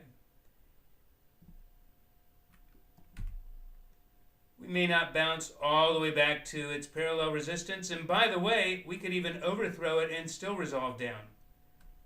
Continuation patterns don't necessarily immediately continue. This may serve to form a double bottom. Something as we get past the top of the hour and start getting through the bias window doesn't necessarily behave bearishly. But again, you can see the same pattern like a flag, a continuation, seemingly continuation pattern develop. But the timing of it is what determines how it intends to resolve.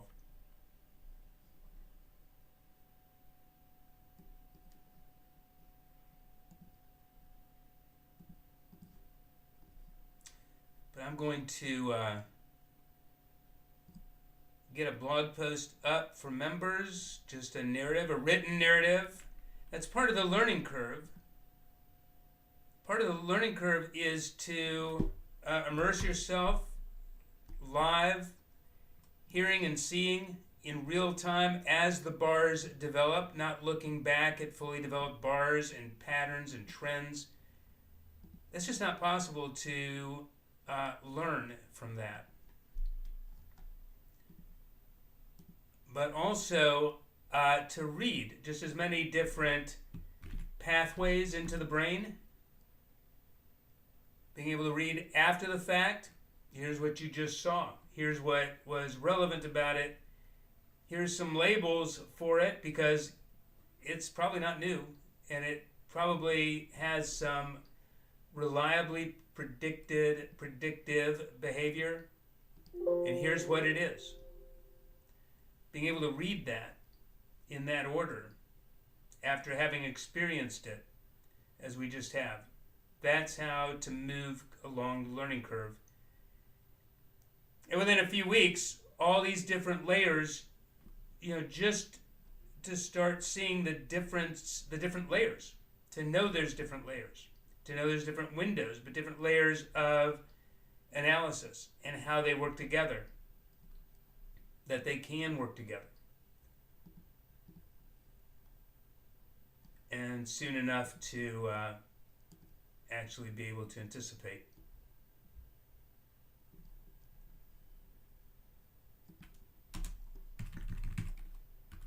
So give me just a minute. I'm going to update the blog and I will show on screen the blog updates, how they're usable or useful.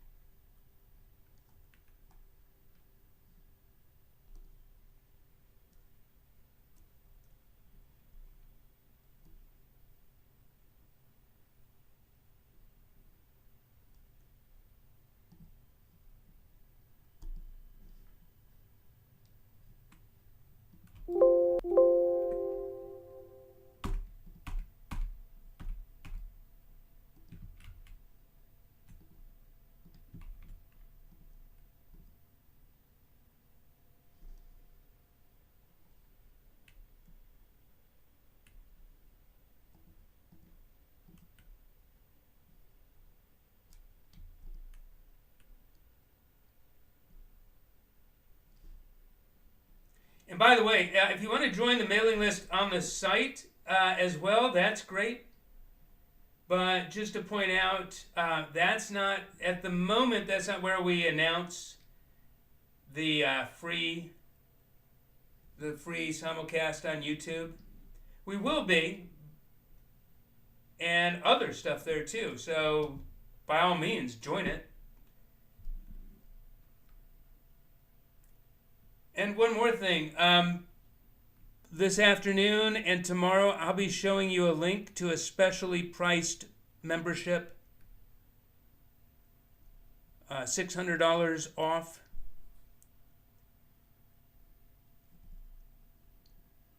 So normally $375 a month. So if you think you can make, if you think this is helping also to avoid getting into trouble, then I hope you'll give it a shot. But let me go ahead and pull up the blog posts.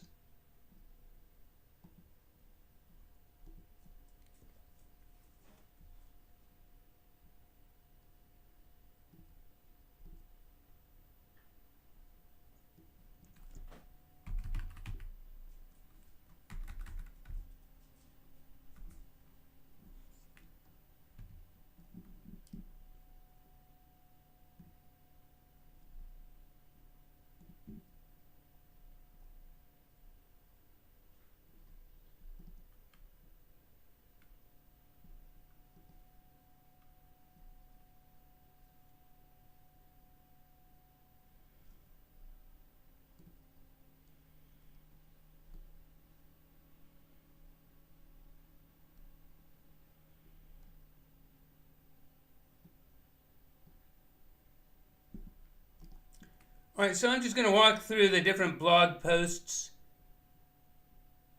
that are complementary, with an E, complementary to what we're doing in real time in the vidiROOM. But this is the morning bias strategy. It is posted an hour before the Globex Open. It's based on prices through yesterday's close. And it lists the bias signals and the bias parameters, signals and targets, which are these red and green lines on the chart. And the basic rule, but also it's so rare that we even trigger the bias, or it's rarer that we trigger a bias as opposed to holding a bias signals test and putting into play an offsetting test of the opposite bias signal, because that sponsorship tried and failed. And here's more rules. So for instance, a reverse bias. Forget about triggering the bias. If 4942's bias down signal had held a test between 9:30 and 10:15, we would have anticipated a reaction to the bias up signal. That's not a huge spread. That's a function of yesterday's relatively narrow range. This can be a couple dozen points generally. That's the reverse bias. Or if, for instance, having tested both bias, or the bias down target, if at 10:15, rather than exceeding the bias down target, but to have recovered the bias down signal at 10:15, without even touching the bias up signal, let alone triggering it, that would have put into play offsetting tests of both bias up parameters. That's not, that doesn't happen that often, but it's not incredibly rare either. I call that a synthetic bias, because it doesn't even have to touch the bias up signal to trigger the bias up target, but it puts it into play anyway. But all sorts of rules. And by the way, this is twice a day. The bias, let me get back to it. The PM bias will be added at noon. So then at 7 o'clock, we do a call. Here's its recording if you miss it.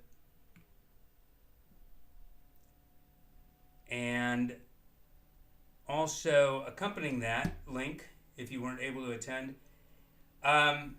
here's what happened through the prior day's close. Here's updating what's important about that price action. And then also to look at the catalysts that we're going to be going forward. Tomorrow's ISM and PMI are influential today. The market participants are going to be looking forward to that. Payrolls, etc., coming Friday.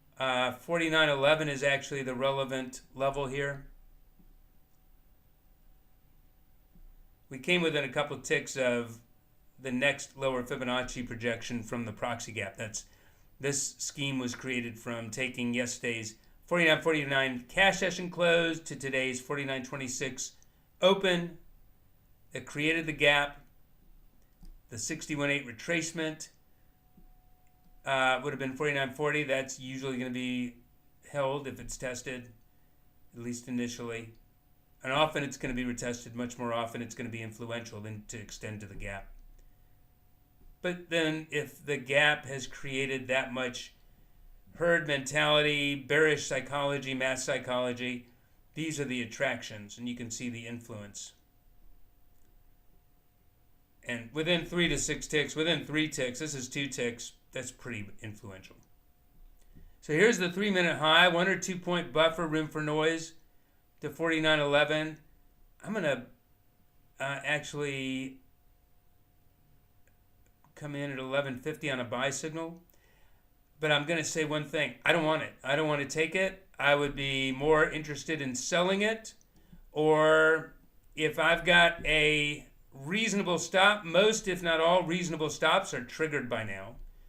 And so we need a place to re-enter short if this bounce proves temporary. But I also don't want to take this buy necessarily. Again, we're still deep in the heart of the renewed bias down. So typically that's not just going to be rejected. This is a retest of the low. Notice how the prior low is being overlapped. So it's not a fresh extreme. If this were detached, if this were so far removed from that prior low, like if this were the current low, that as any reaction up from that has a horrible track record for triggering a reversal. That's the first reaction up from the previous trends extreme, has a horrible track record of triggering a reversal. This isn't the first reaction up. This is a retest of the low. So this would be credible for triggering a recovery. Initially, though, might want to consider selling it. Why? Because it still has a pretty bad track record of triggering a reversal, because we're still deep in the heart of a bias down. Now maybe this one catches. Maybe we hover here until we come within view of the bias window lapsing, when it's easier to start recovering more substantially. I just wrote in the blog that it's certainly possible for bigger bounce ahead of FOMC. Patient, stronger-handed sellers letting weaker-handed buyers think they're getting a deal. And from a contrarian perspective, fattening this up again for the kill. But also because we know that this bounce limit is being violated. 1 or 2 points higher, and this is 1 point higher than the first 3 minutes. But this is on the verge of violating the bounce limit. And when it does, we'll know it's wrong, probably wrong to be long. I want to sell that, usually, depending on the other layers, the other secondary considerations.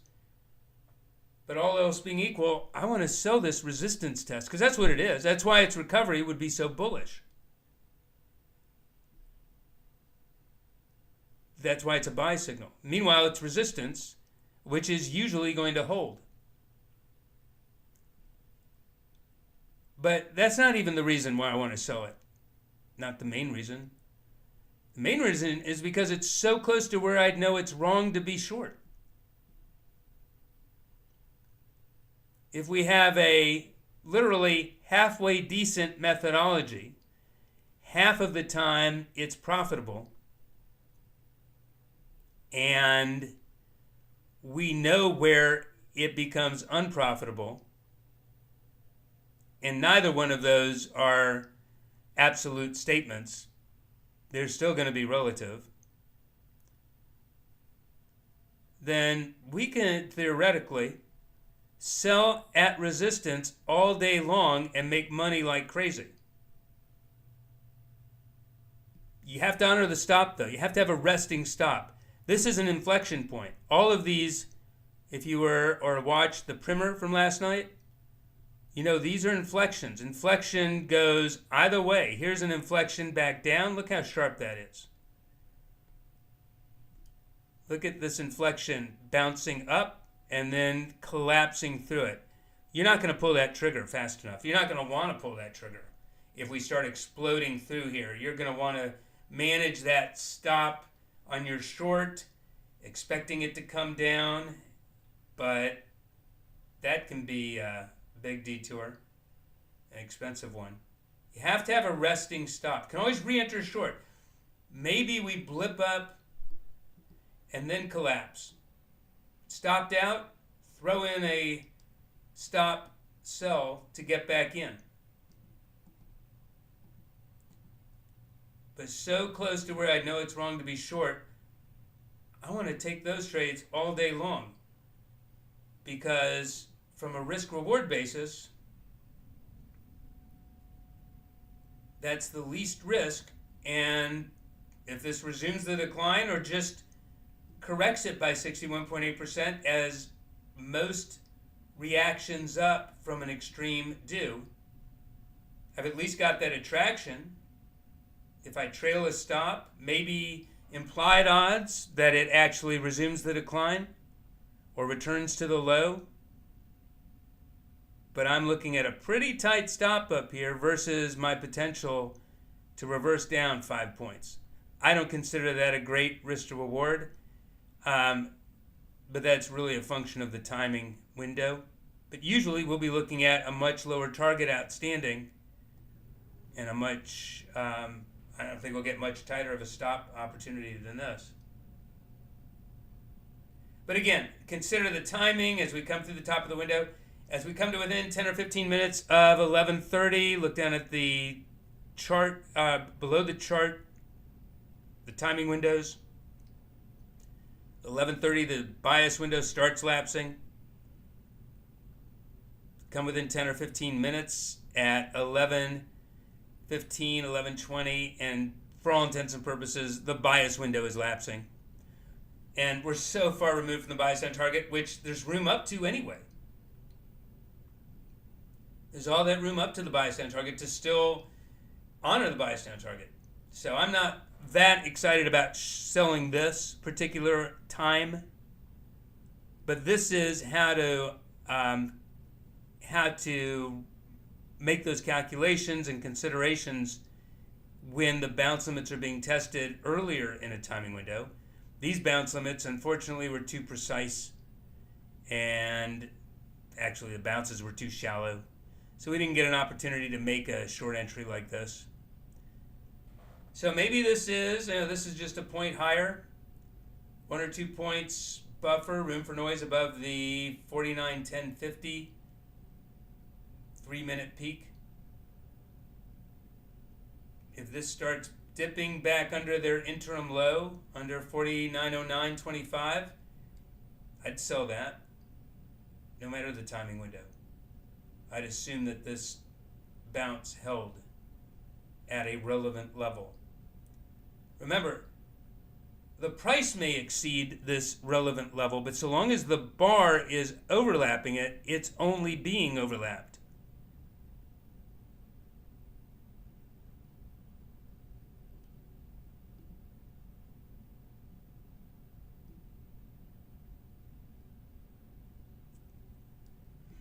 So this isn't the most educable window right now at this moment, other than to learn about being on the cusp of timing windows. But for being in the heart of a timing window, this was a pretty good leg to comprehend. There's a lot to learn from this window when it just ranges sideways, when it doesn't trigger a bias, when it doesn't hold the test of a bias signal putting into play an attraction, when it's just a no bias with no attraction. There's still trades, but not buy and hold or enter and hold. All right, so here's an inflection point anyway at 11:50. It's been probed by at least 3 ticks. We have a 3-minute countdown to identify its high. Its high was 1250. Anything above 1250 is probably reinforcements. I want to be long above 1250. And meanwhile, there's 3 minutes of detouring available. That's just the noise of testing the signal. Here's a prior low. We can see an interim low. It's right there. So we can manage, if we want, to buy instead of sell. The cheapest long entry here would be about 49.10, 975.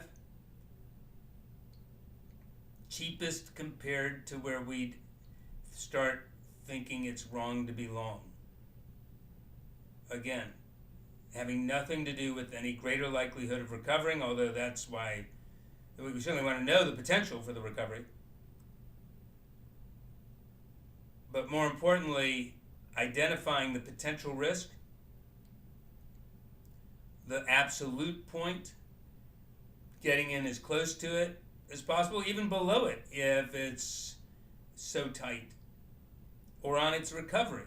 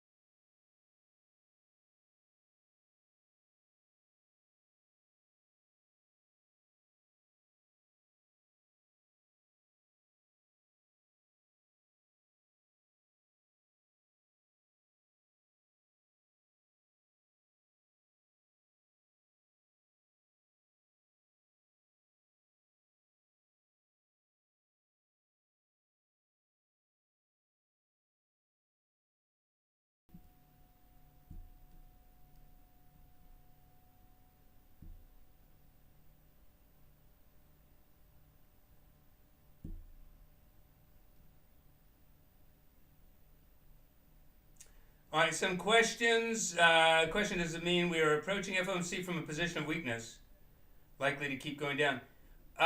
In the last blog post, I described or discussed that. You probably want to look at the last paragraph. Last two paragraphs.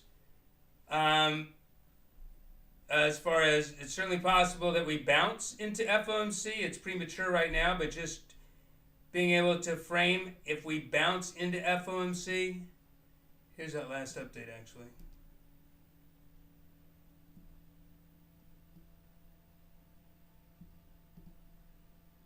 So maybe we're already bouncing into FOMC and the contrarian script flips and it's too optimistic. Maybe we're already, if we bounce, that's going to be one thing. But if we can just stay down here, I don't know that we will, but if we do, then maybe we're overly pessimistic.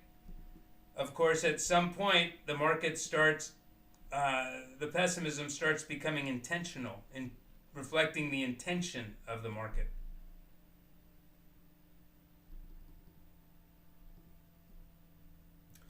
Look at marathon request. So members get to request chart analysis. And I'll just pull up the chart that they're interested in and do an instant analysis. on request.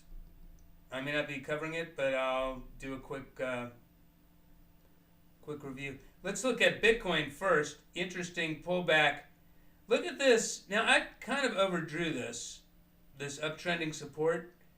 We didn't actually touch it on this last dip. And notice we're not touching it again, even a higher low before surging. That's an interesting behavior in Bitcoin. That is, on one hand, overly optimistic or extremely optimistic. But is it overly optimistic? Is it so optimistic that from a contrarian perspective it's bearish? You need optimism to fuel a rally. That's at least back down to under the prior high, down to lower prior highs. That looks pretty constructive. So, healthy.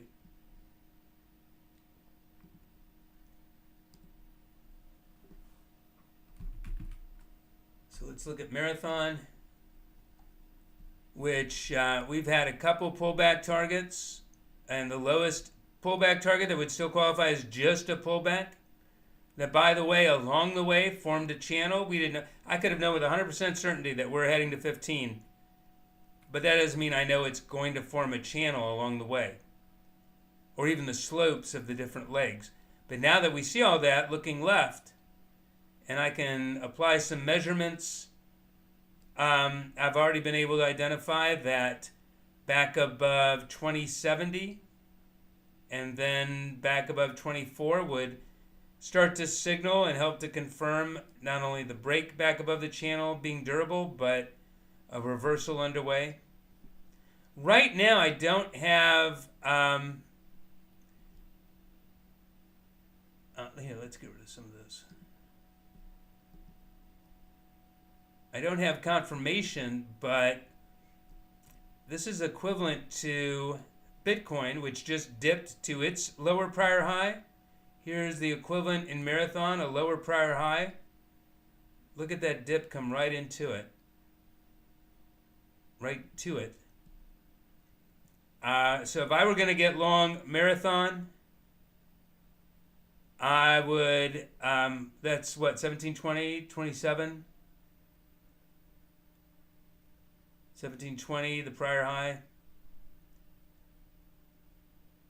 I wouldn't, if that had to be retested, I wouldn't tolerate much of a retest.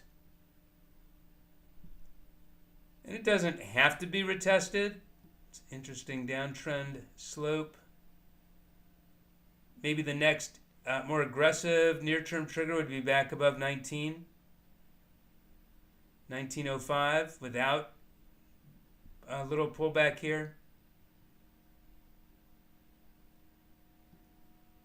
Under 1615, I'd start to look for a retest of 15.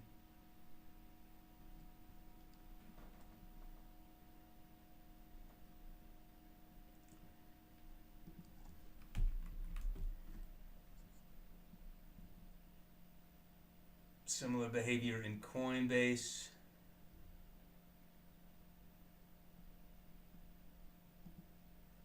Looking for the potential of at least a corrective bounce. We'll see how it does when it gets there, if it's still just a correction.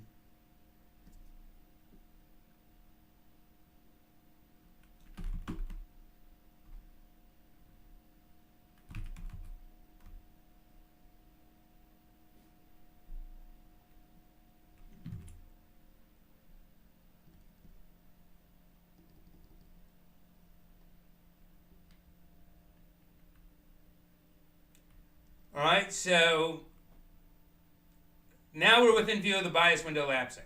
Now we're within 10 or 15 minutes of 11:30 when the morning's bias starts lapsing. It finishes lapsing at noon. Now that bearish influence, that reliable bearish influence of the renewed bias down, it's lapsing or done, whatever you want to call it. Don't rely on it. So there's the buy signal being probed, reinforcements, comes back to the signal, offering plenty of time. If you want to get long that, plenty of time. But now that time should, if we're actually coming out of the bias window with a bounce, this is where we need to start seeing that bounce perform.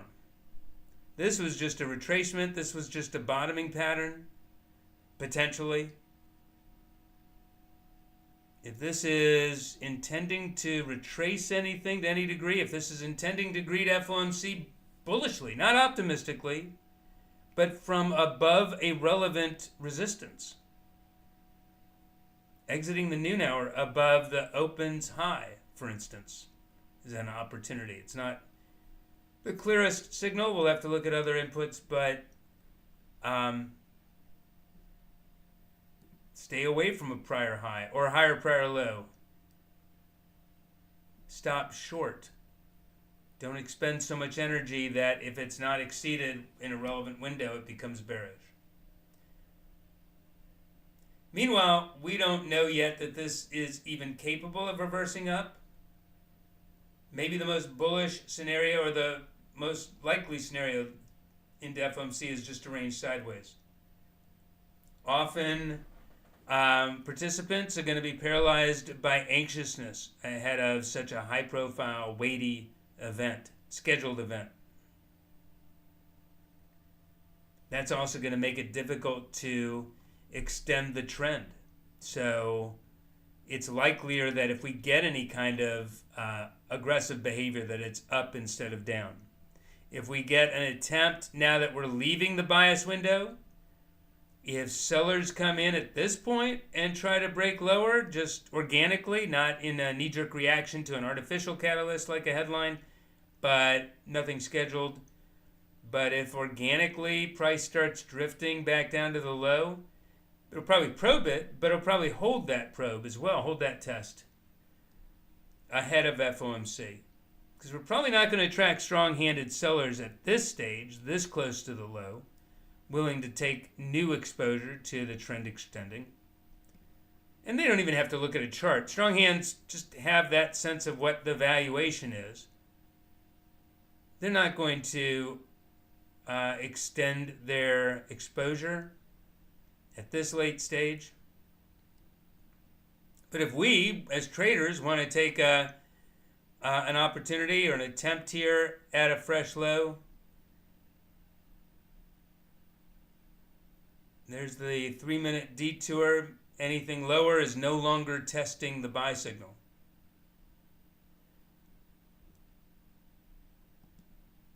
Make sure if you're long, make sure you have a stop that reflects your risk tolerance. I'm going to consider sell under 49.09.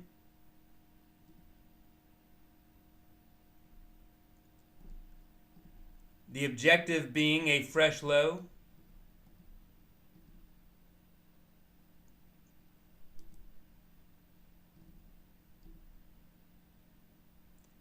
At least a more thorough overlap of 49.0275.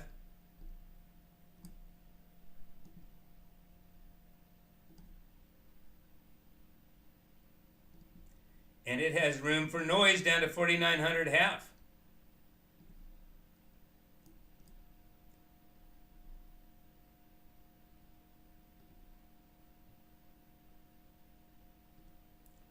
$10 points potential profit. How much can I risk on a stop? That depends on my own risk tolerance. And then based on my own risk tolerance, whatever I can risk on a stop, does that ratio compared to the 10 points potential profit?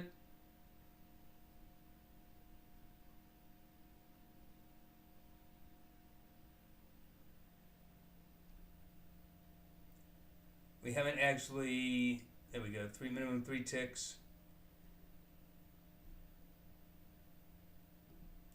Can't be doing both, can't be testing a buy signal and triggering a sell signal at the same time. This is no longer testing the buy signal. The 3-minute detour is already probed. We couldn't have considered any higher of a sell signal.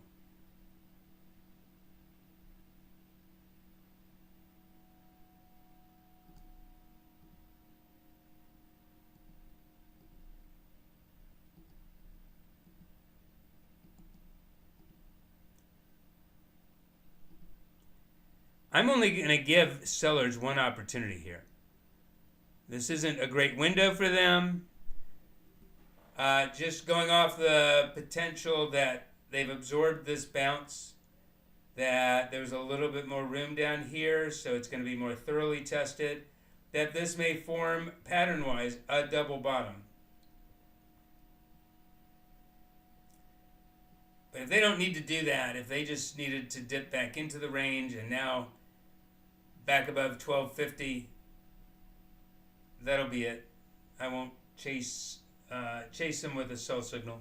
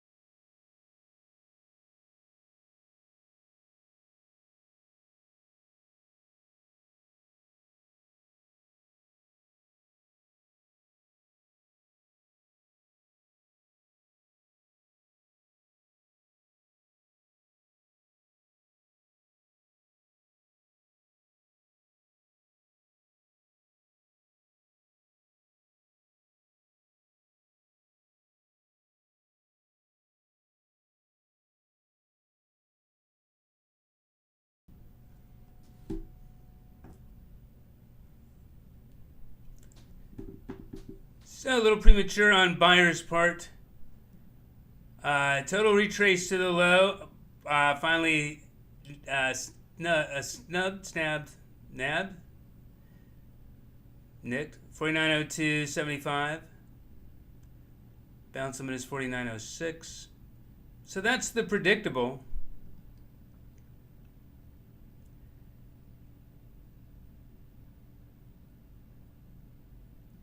We've got a double bottom, so even though we're about to enter new noon hour, I would give counter trend action benefit of the doubt if it were to violate the bounce limit, establish a 3-minute high, probe that 3-minute high. I'll have a buy signal waiting.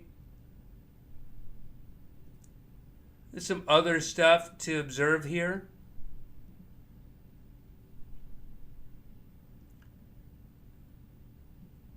Interesting running correction behavior at the high.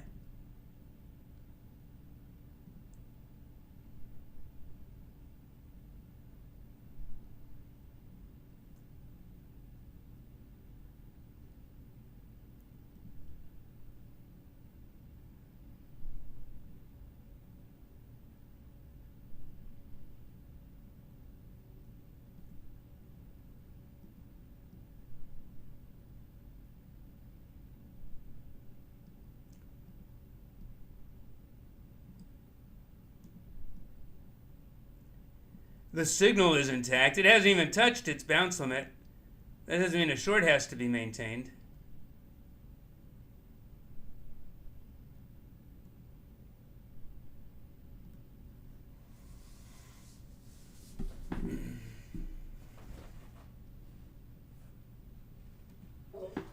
Down.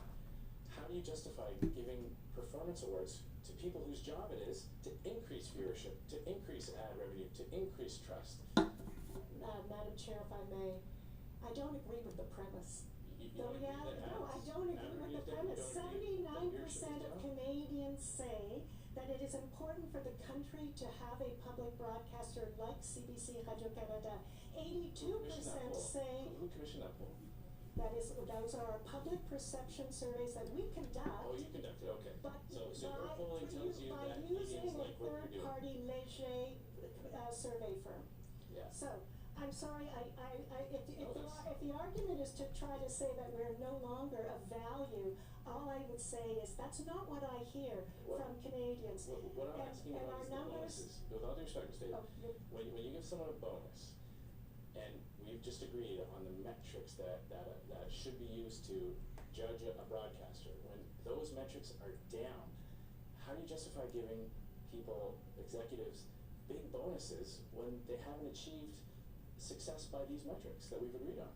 As I pointed out, the metrics that we measure are public and tracked, and they're in all of our reports. So I'm afraid to say that that trust is down across the entire media section, and it also affects politicians. It also affects all of our... When you misrepresent the truth, it does affect the politicians. Excuse me, the time is up, but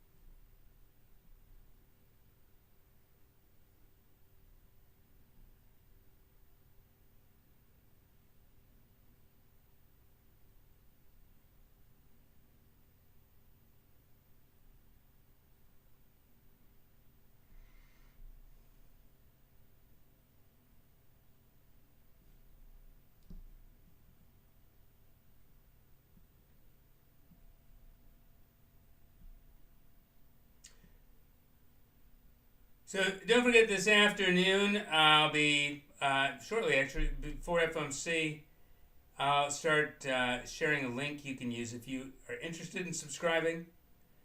Again, I'll have a $600 off link that you can use.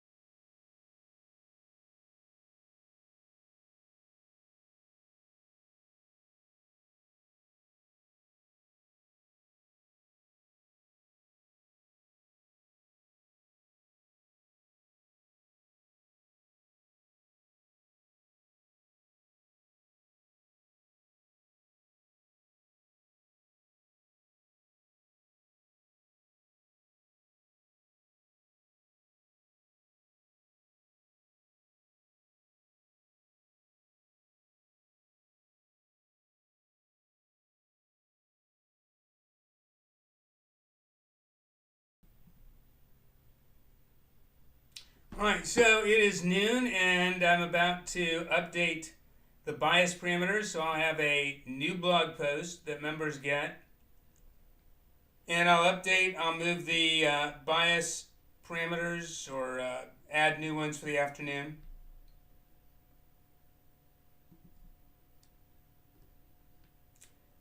Since we're entering the noon hour and sponsorship changes. Between 11:30 and noon, we didn't get anything new. We just got a retracement back to the low. These sellers didn't get anything, didn't accomplish anything. Maybe they touched the actual literal 490275 projection. It had already been tested closely enough, but it held. So these sellers during that window didn't set into motion anything else. That doesn't mean that further downside is not possible. It means it is less likely. It's even, I would say, unlikely. But unlikely, just to be clear, means not likely, not impossible. So I wouldn't want to bet on it. We've come up, nice little sentiment extreme right up here to 4909's inflection.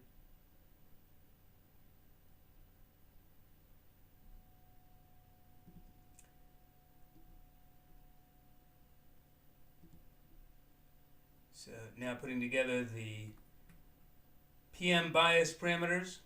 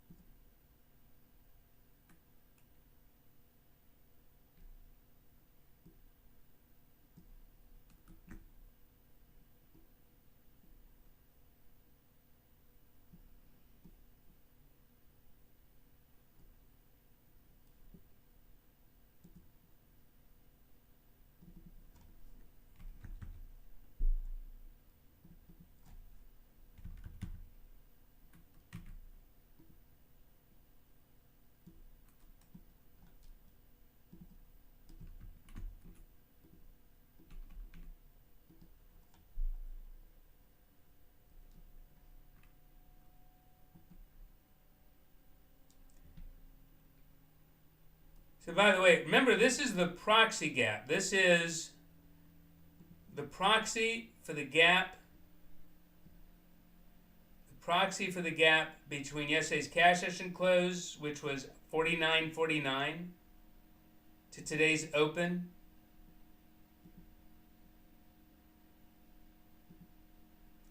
$49.26. This is the proxy for that close, the 61.8 retracement at 49.40.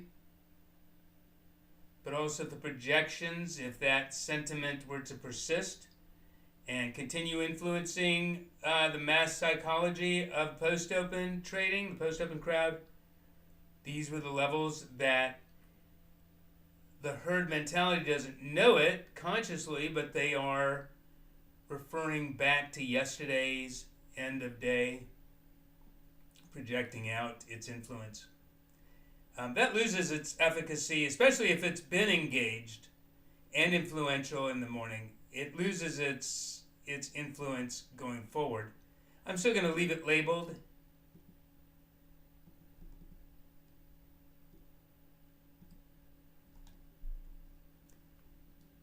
But the bias parameters are now on the blog.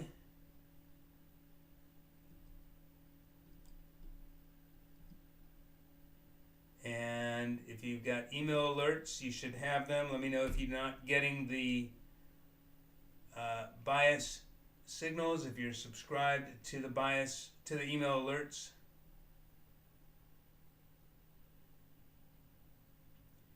Thanks to the range, the PM bias parameters are pretty wide. The spread between the bias up and bias down was 15 points. Was it? The spread between this afternoon's bias up and bias down signals 16 points. But look at the spread between the entirety of the. And that itself is pretty wide. 40. Oh, I'm sorry, not even 15 points. 9 points between bias up and bias down this morning. 16 points this afternoon.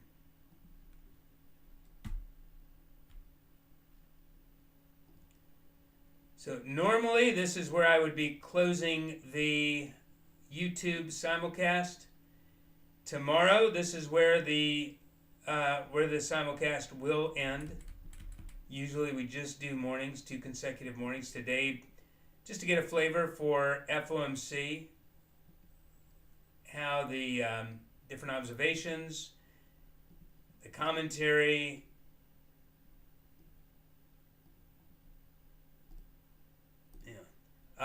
etc., how it helps guide what are some pretty interesting swings usually during the monetary policy statement and the Fed Chair Q&A.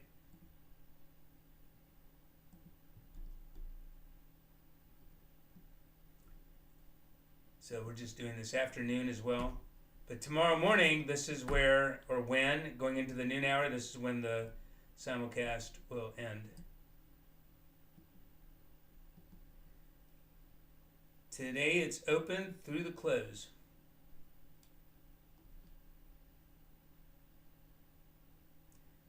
So it'll be interesting to see how big of a bounce can develop ahead of FOMC if it's just correcting and maintains enough pessimism, just reinflates enough optimism, in other words, so that from a contrarian perspective it remains vulnerable to negative reaction or resolution, in fact. Or if we can greet the news above some relevant level,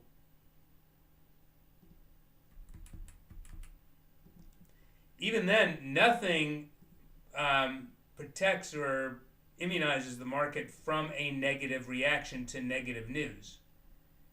Whether that negative reaction is absorbed and reversed is another question.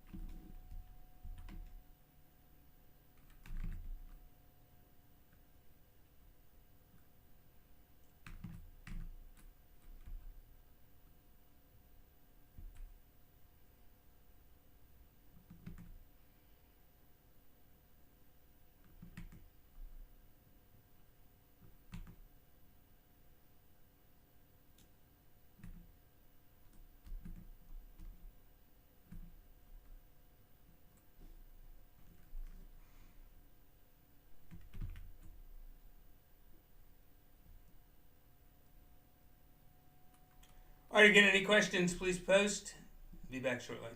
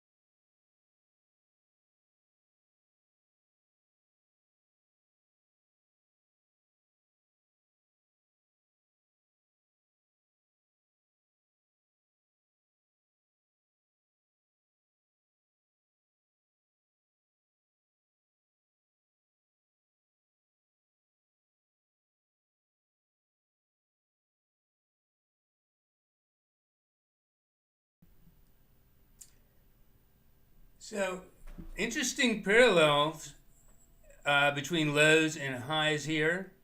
I don't know if it's going to persist. So long as it does, if this inflection back up has held at resistance of the parallel downtrending resistance,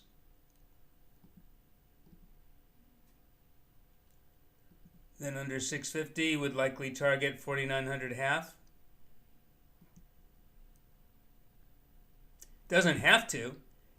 And by the way, this the room back to the other end could be cut in half and still just be testing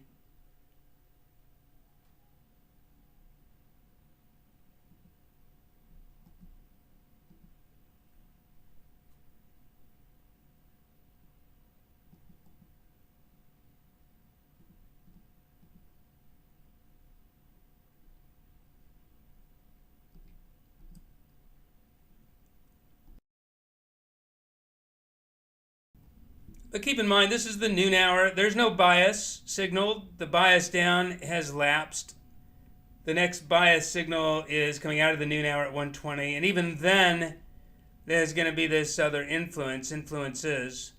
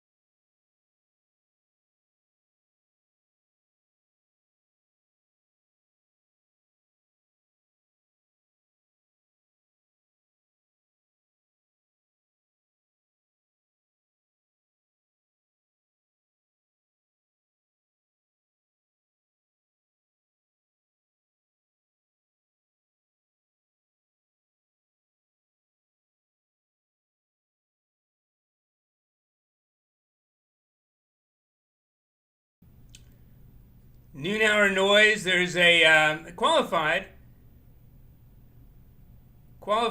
for piercing the sell signal. Never traded under its 3-minute low.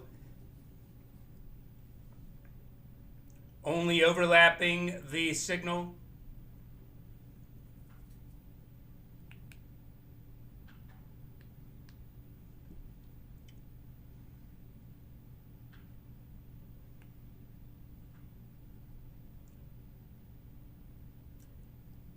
Was there a headline being reacted to?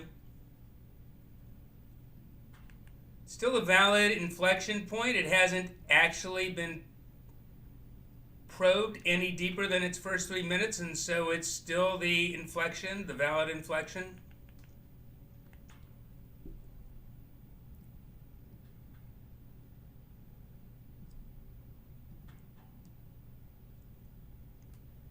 But between noon hour noise, pre-FOMC,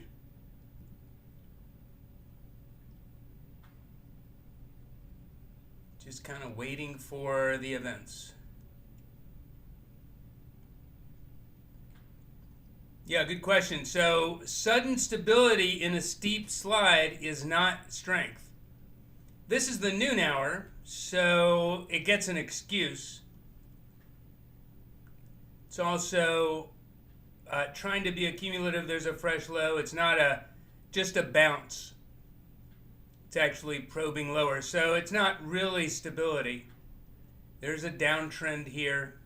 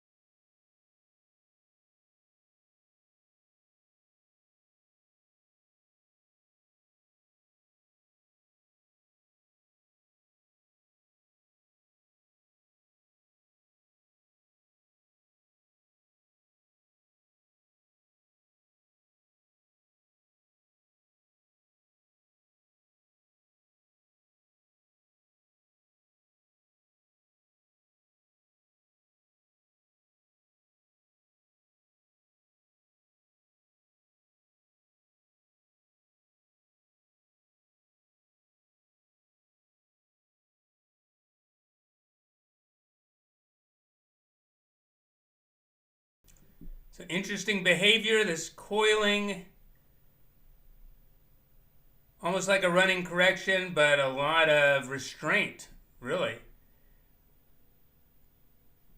Right up to downtrending resistance, we would expect this pattern out in the wild, not necessarily entrapped between or within a channel.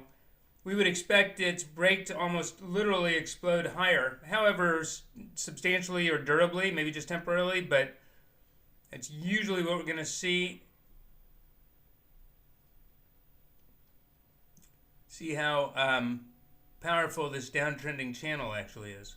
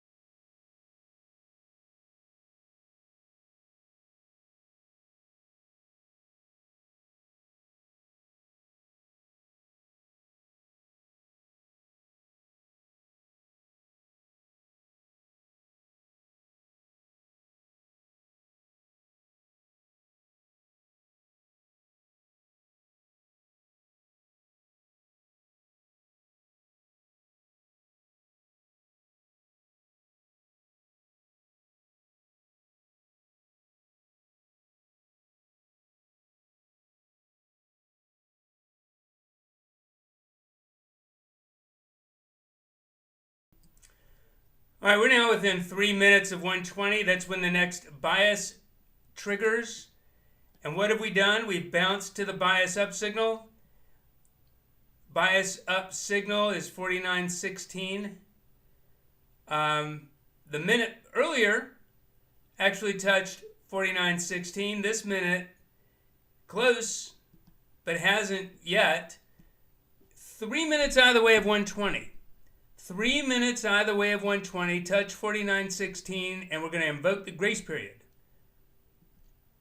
And that does a couple of things we'll talk about.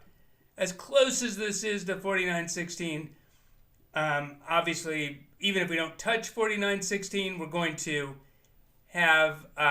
be inclined to treat it as if there's a grace period. We're at least going to be hypersensitive to what happens at 1:30. But let's see, 3 minutes either way of 120. We're still hovering here right around 49.16. See if we can make it official and touch the bias up signal and invoke the grace period so that we don't get an actual signal at 120, but we get it at 1:30. Come on. I know it's going to do it. We all know it's going to do it. Just go ahead and do it.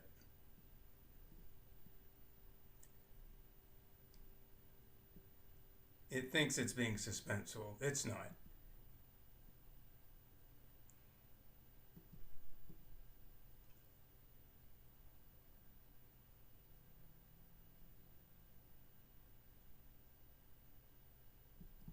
All right, it's official. So this invokes the grace period. The bias up signal is 49.16. At 120, it will have been touched within 3 minutes either way. So no, we don't get a signal. We have to wait. It doesn't mean we can't act. It doesn't mean we can't anticipate. But just so you know, we don't know until 1:30 whether the bias signal ultimately is recovered to put into play the bias up target or whether it holds. And by the way, this morning, we didn't have this setup.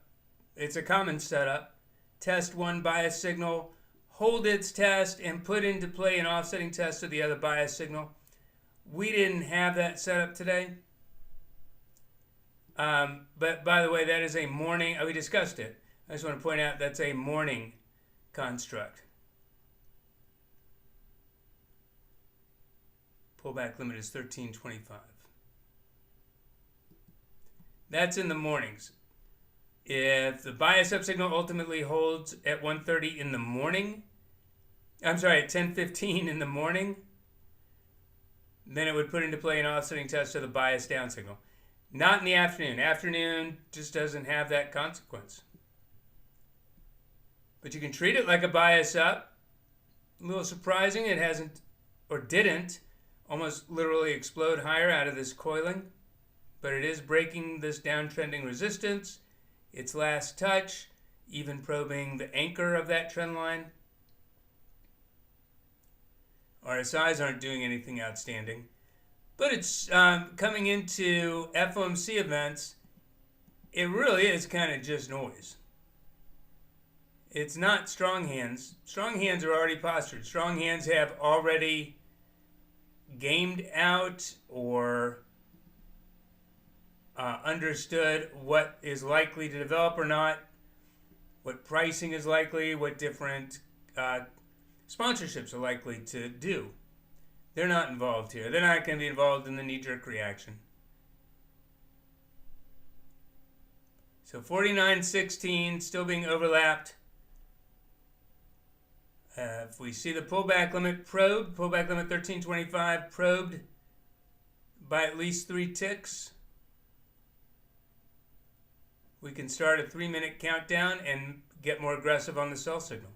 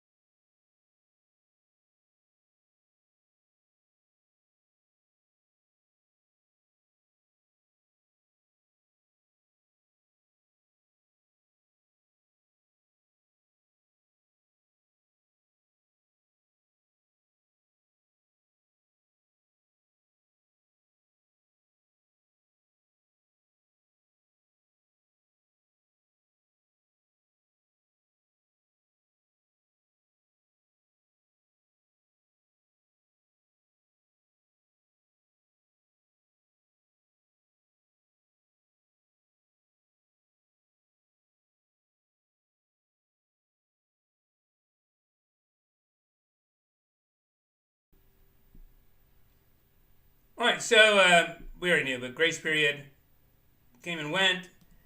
49.16's buy sub signal held its resistance intact. Now it's reacted down to 49.10.25, an inflection point. But we're just basically waiting the FOMC at this point. Didn't even get strong sponsorship to retrace. The door is wide open in either direction. I don't know that I'd want to be positioned when we're basically in a standing stop. Coming into the news, maybe stopping into a position would be merited. We'll see if one end of the range or the other is being tested. Number of different things, but right now it's just the pre-news noise. Be right back.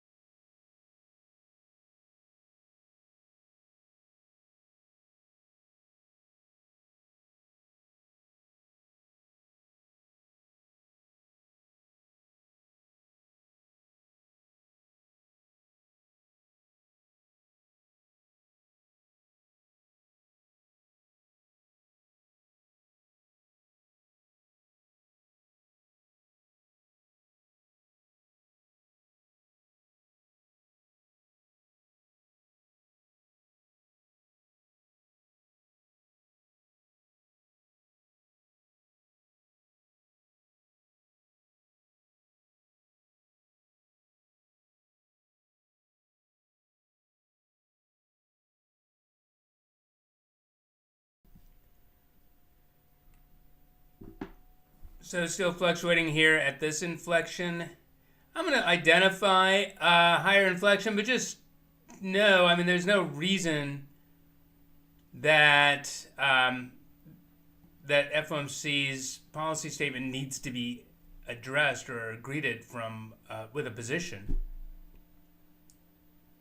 There's going to be plenty of volatility.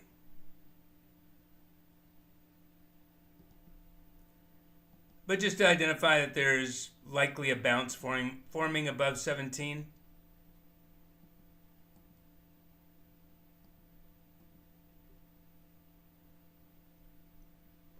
How big of a bounce? There's room to the bias up target while still honoring the no bias.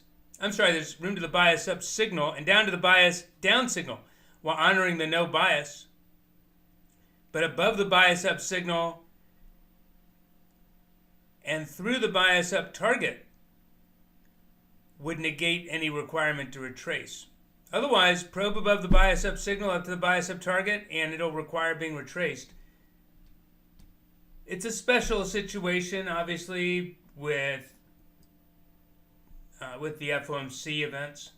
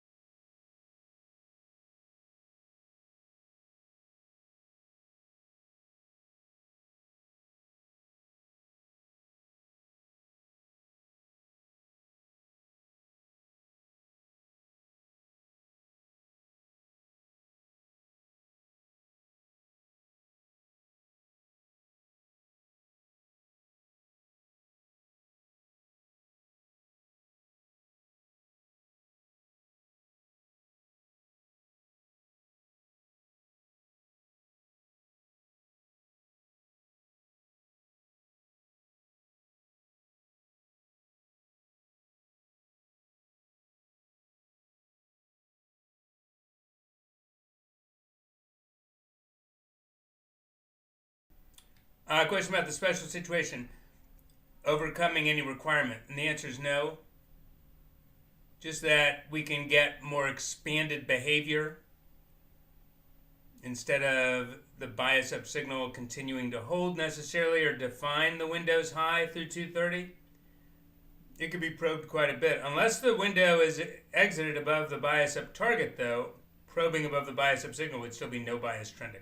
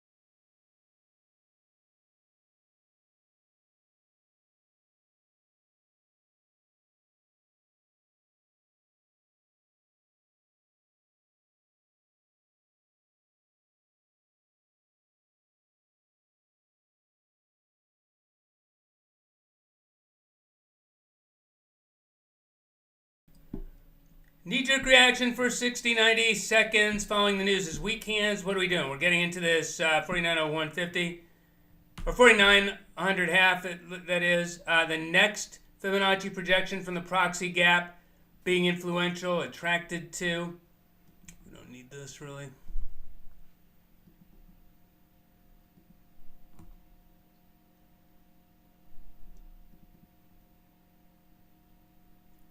I'm going to track the bounces because the bounce limit is just as predictive as any signal.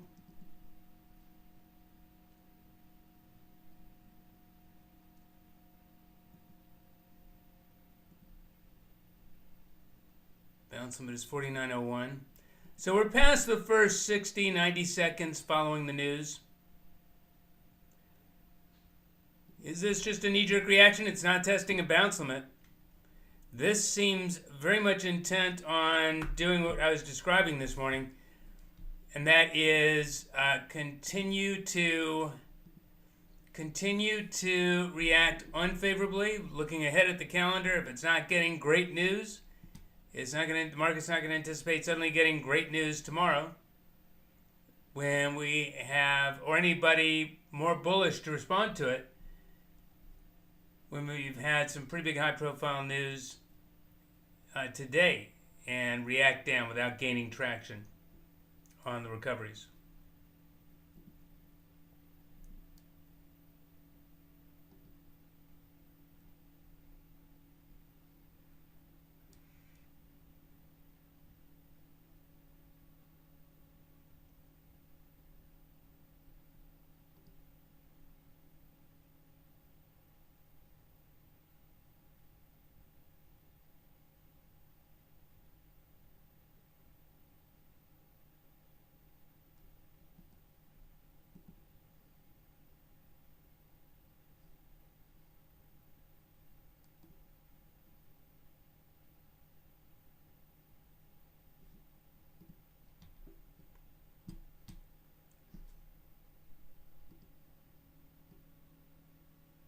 So watching the bounce limit for a 3-minute extreme.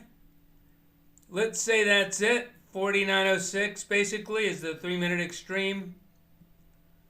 1 or 2 point room for noise. Back above 49.08. And we can get a lot of twists and turns. There's no one singular resolution of trending in either direction that's necessary.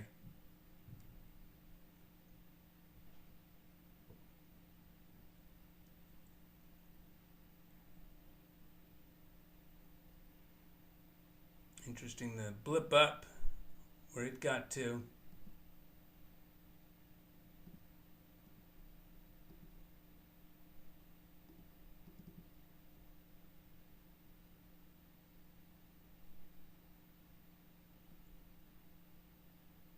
All right, so by the same token,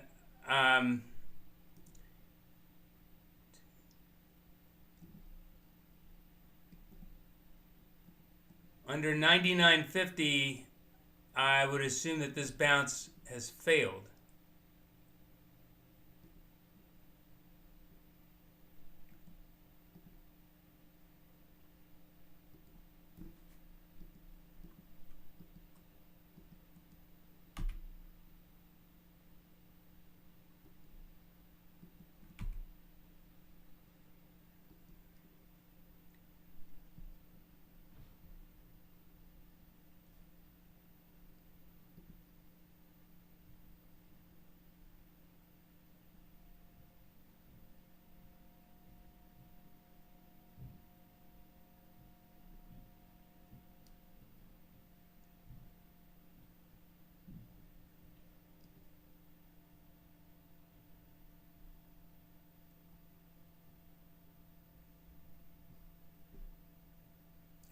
So here's an inflection at 49.08. It's been pierced by at least 3 ticks. Not yet 3 minutes. All 3 minutes don't need to be piercing, but we don't have a 3-minute high yet. A little too close, but let's just say this is the 3-minute high at about 49.10. Anything higher is reinforcements.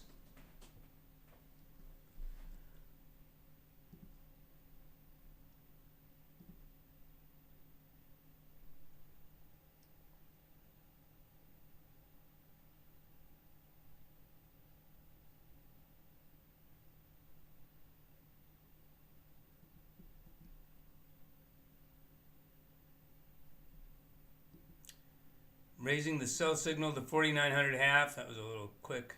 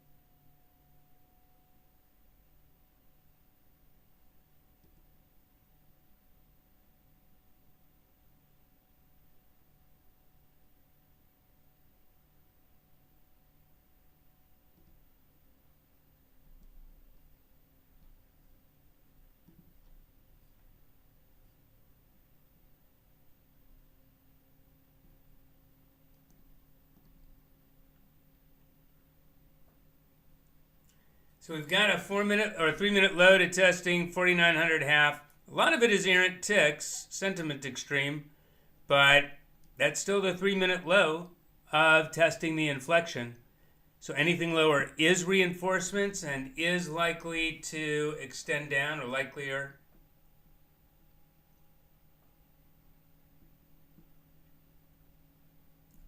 And at the opposite end of the range, we've got a 3-minute high to testing the inflection above, up to almost 49.10. So anything beyond either end of that range is likely to extend.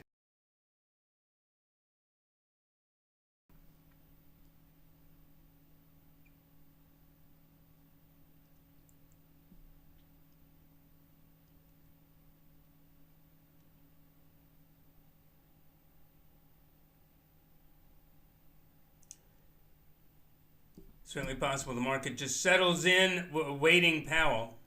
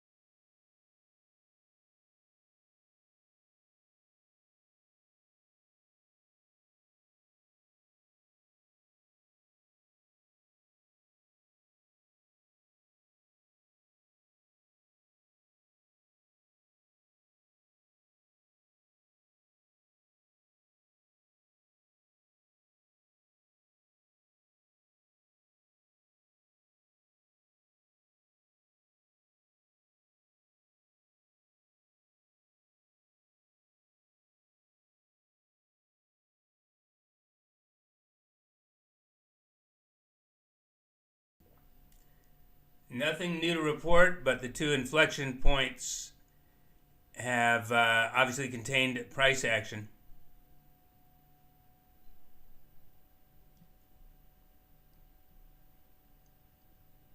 It's an interesting pattern forming. Let's see where this little dip stops, if it does stop here. Got kind of a symmetrical triangle.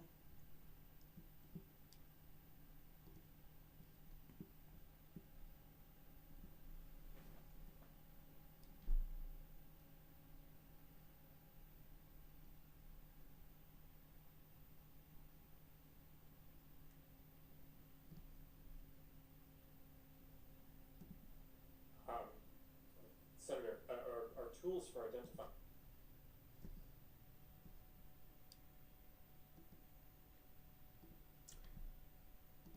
RSIs are simultaneously oversold at the low in the knee-jerk reaction to the news. So that's literally the product of weak hands. Now, if this were organic, as far as a trend or the on second thought after a bounce, a lower low took RSIs oversold again, we'd expect that to be retested. It would require being retested at some point. But when it is a knee-jerk reaction to news, it's literally weak hands producing that. So it doesn't require a retest. Doesn't mean it can't be or won't be, just doesn't require it.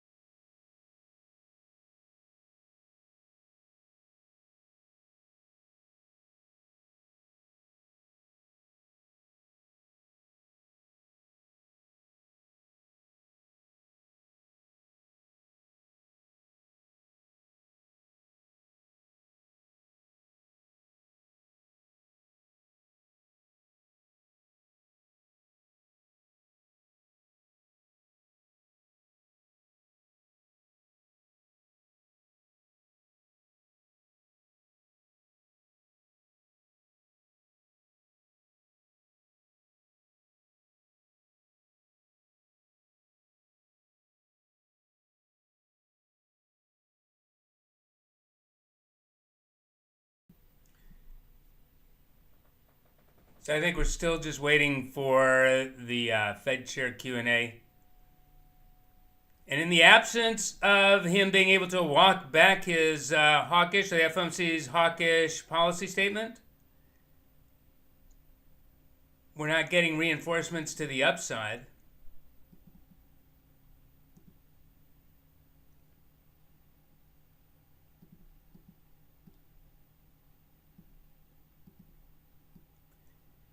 And if we get another low, we're going to start having in this timing window a series of lower lows and lower highs trending. And that's just going to make it even more difficult to recover from. And then finally, this is the Fibonacci projections. This is the Fibonacci scheme from yesterday's 49.49 cash session close to today's 49.26 open. And you can see the influence of each relevant level. Been here, tested that.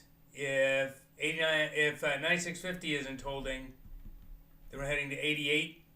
88 happens to be the bias down target.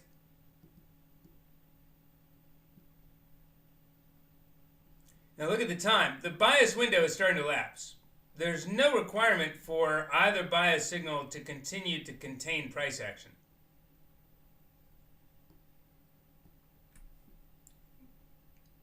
The bias window, the no bias window, held contained price action, if not all the way through 230, then at least through 215, 220, when the market came within view of the bias window lapsing at 230. There's no unfinished business, and now that influence, the influence of the no bias, is lapsing.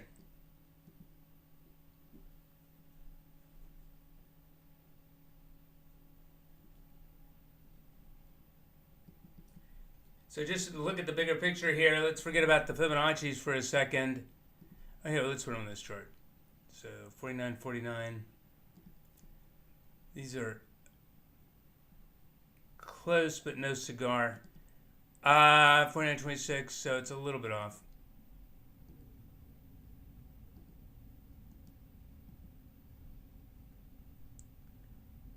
But there's our next lower attraction at 88.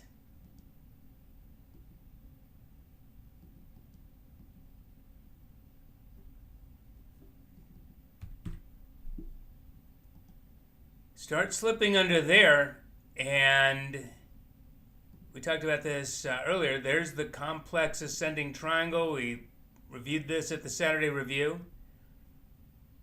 Its target being met. If it's not exceeded and the upside momentum and traction isn't extended, then this double top has downside projections that it would love to fulfill.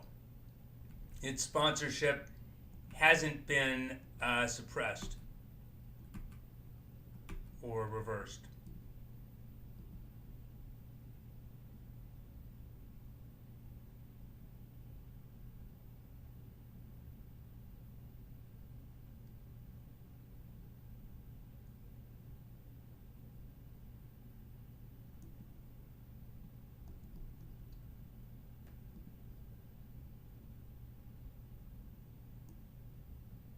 $44.80, 72.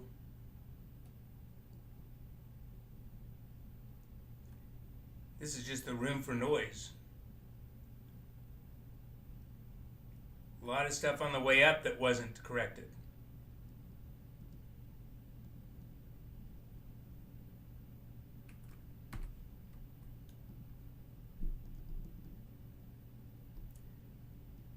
So if sellers gain traction, if we start coming through the policy statement and we're not breaking back above this last relative high, remember this is somewhat of a symmetrical triangle, really more of a complex triangle.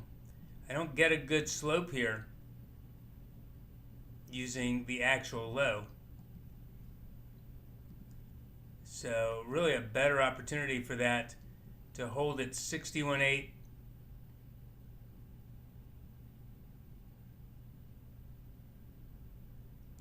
Bounce limit actually should be 99.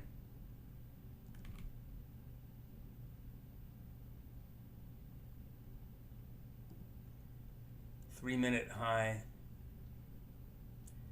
Again, news coming, knee-jerk reaction, but inflection anyway above 49.05. Blip above 49.05, establish a 3-minute high, and never exceed it.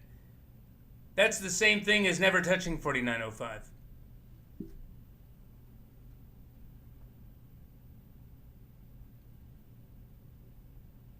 Meanwhile, there's a 3-minute high to testing a bounce limit. The 3-minute high got to 49.03. That's a really attractive short up around 49.03 or 49.04. Look how close it is to where we know it's wrong to be short.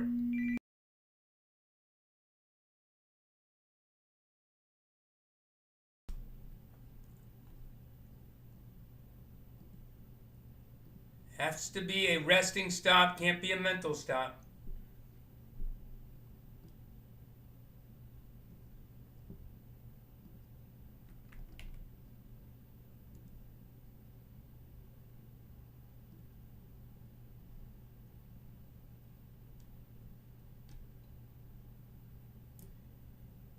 Even a single utterance, a dovish, nah, or less hawkish comment by Powell triggers a surge, and then he comes right back on message, and the downside resumes.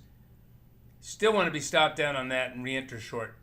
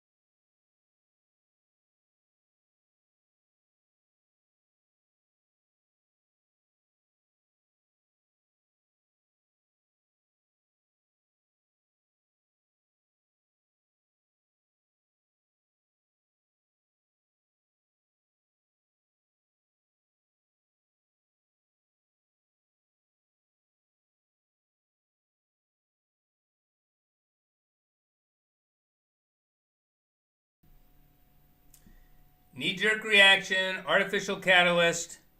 It is giving 49.05 a 3-minute high to gauge against. Very suspicious of it. Any fresh low, if this is what I just described, just Powell saying something the market likes, and then following up with the same message as the policy statement. If the favorable reaction doesn't get us out above this symmetrical triangles highs, then its reaction down probably resumes the decline. Reacting down from above, we're still in the 3 minutes of that reaction. If those 3 minutes can lapse above this triangle, be a position of strength basically, and then react down, that reaction down would probably come from a position of strength and be likelier to recover.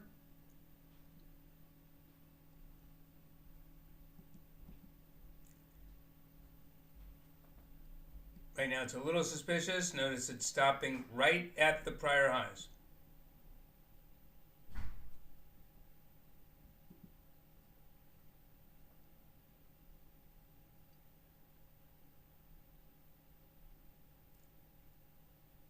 Still a few seconds here to get something done.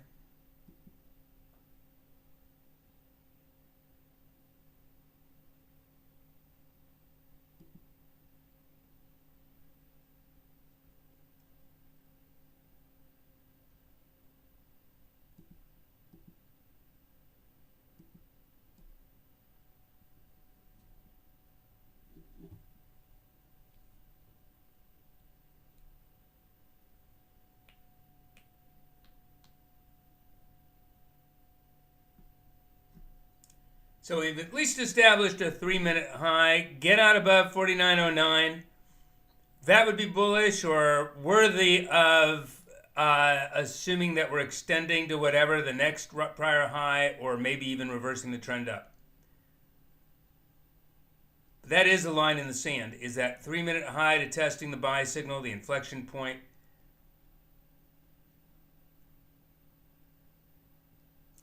Three minutes of counter trend detouring.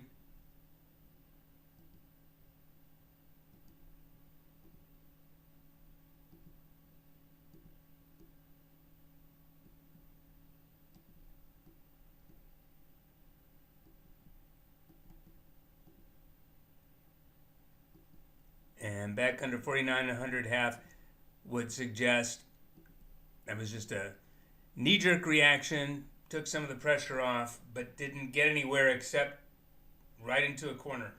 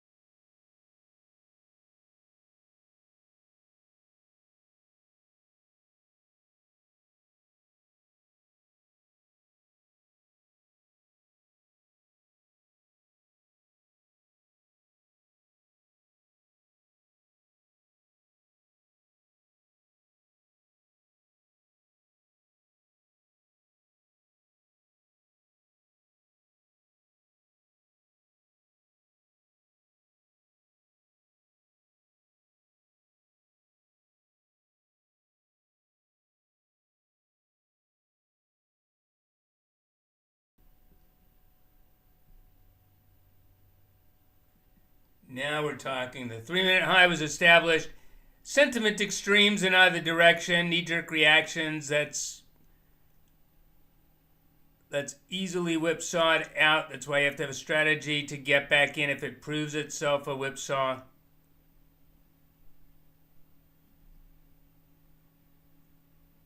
This is another area vulnerable to a whipsaw, but it's the second surge upon further consideration.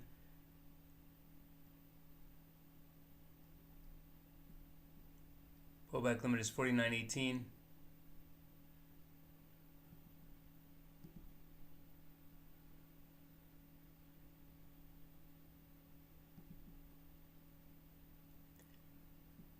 All right, a lot of resistance up here from pre-open. This was the opening lows, 49.20, pre-open lows, 49.21, 22 area.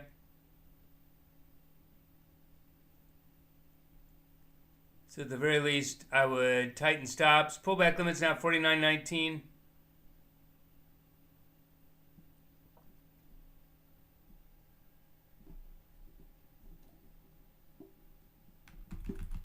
And we will be raising the sell signal.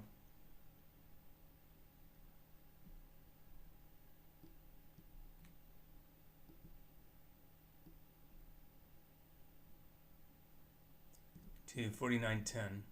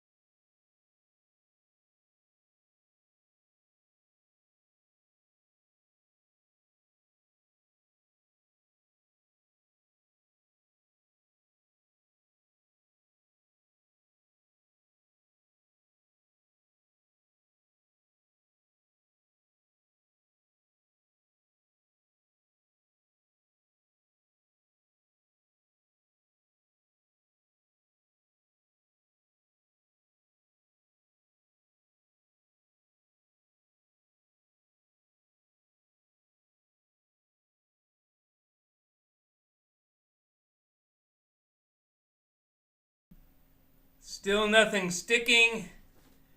Very knee-jerk reaction. There's a 3-minute letter testing the pullback limit down to 17.25. We could be a lot tighter here. There's really no difference in this bar anywhere along it. They're all, every price on it, testing all these relevant levels. Let's start getting some paths in mind.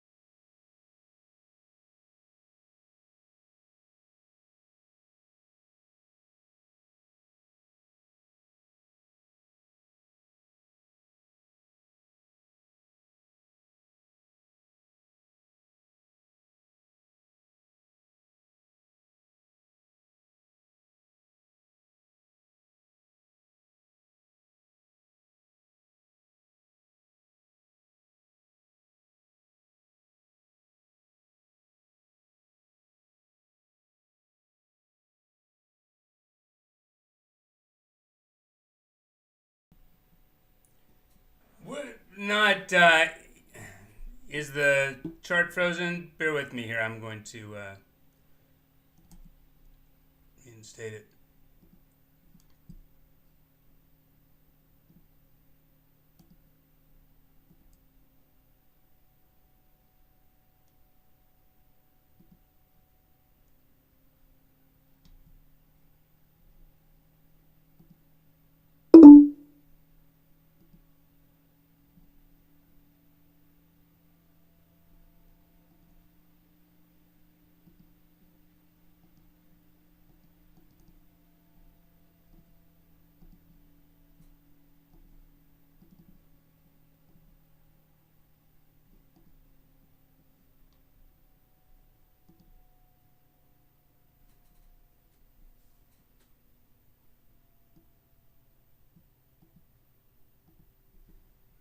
All right, so we're about I mean, I doubt we're even halfway through Powell's remarks, and there's no digging out of here. Here's maybe a warning shot across the bow, but its 3-minute low of testing its pullback limit was quickly violated. There's now a sell signal being tested. So just a different layer than the inflection points and the timing, the 3x3 by whatever, 3x or 4x4 if you want to apply, just a little bit more room for noise. It is not coincidental. If you look at the 3-minute chart, where did the excess stop? Well, right at the bias up target. Not that the bias up was ever put into play, not that it was ever triggered, but it is still a relevant level. It is still the product of previous swings, previous patterns. That buying pressure is being satisfied. If that's exceeded, I'll look at that. I'll be very surprised to see fresh highs at this point above 49.30 rejected. But I'm also going to be a little bit surprised to see fresh highs above 49.30. Because even though we're not yet halfway through, probably not halfway through Powell, maybe we're about halfway through Powell, notice that the market is entrenched. It had this, again, maybe it's a warning shot across the bow of bigger things to come. But it's been a while, and if we get any kind of reinforcements to this sell signal, any lower low, I think that's going to be the go-ahead to resume the decline. Down to 88, 80, maybe into the 70s. So there's a pretty important spot right here.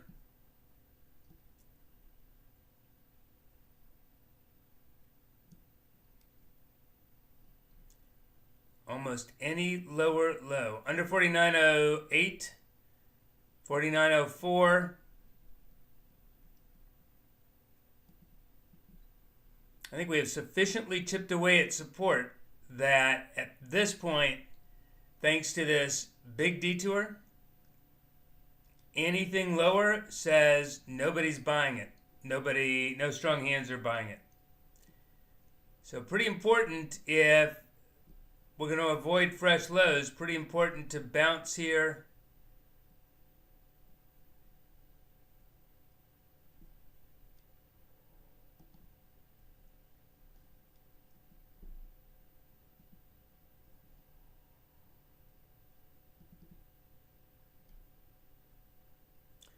So either that's a warning shot across the bow, bigger things to come, which we'll know on a fresh high. I'll be surprised if there's a fresh high above 49.30 and it doesn't run. Or that was basically last gasp and we're on our way down. I'd be surprised to see 49.30 probed and not extended sharply higher, but by the same token, I'll be surprised to see 49.30. We're at least halfway, if not more, through Powell now, and still not, except for this pretty rewarding, albeit temporary probe, still not chipping away at resistance, not chipping away at the resistance of these prior highs.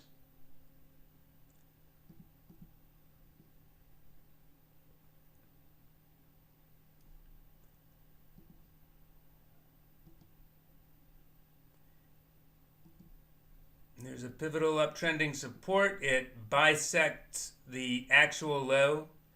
Here's the actual low's parallel uptrending support. Anything lower all but ensures probing fresh lows, being on our way to fresh session lows. And that equating to 88. Again, no coincidence that the bias parameters, bias up target, defined the upper end. It was never put into play. In fact, the bias is done. The bias influence is done. But the bias parameters are themselves the product of buying and selling pressure So there are still patterns that can be fulfilled. Having fulfilled that buying pressure up at the buy sub target, weak hands are going to react to it. Weak hands, or it was reacted to, so presumably that's weak hands reacting to it. We probably, well, 99 is a little more relevant here. 4,900.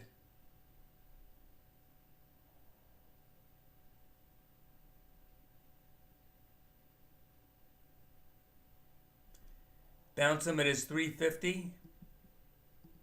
In other words, we have to pierce 350 by at least 3 ticks to even start the countdown. Meanwhile, it is containing, it can be overlapped for 3 minutes and still maintain downside momentum.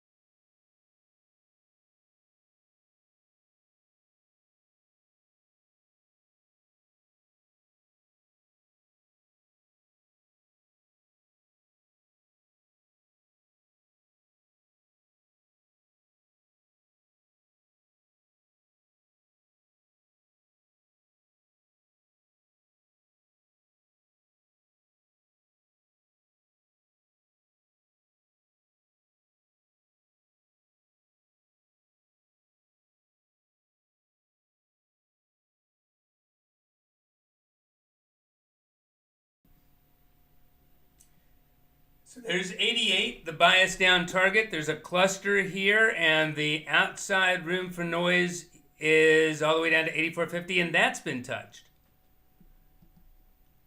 The bounce limit is 88.50.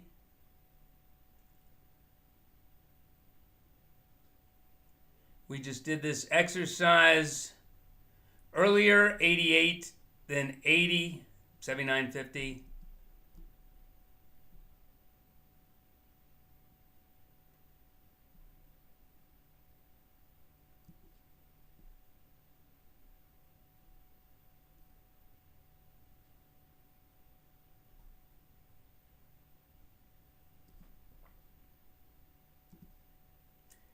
So we may be past the point of reacting to Powell. We may be into the next phase of market participants looking around and seeing maybe themselves as well, but reflected elsewhere, negative sentiment. And so much negative sentiment, and looking at the calendar and seeing in the next couple of days so many more opportunities for economic reports and so many more opportunities for the market to react negatively. Why wait? That's the whole point of discounting. And tomorrow morning we've got a whole bunch of stuff all through the morning, and reliably influential, PMI and ISM especially. Not to mention employment situation report coming in. So I think we're past the point of reacting to the policy statement, reacting to Powell.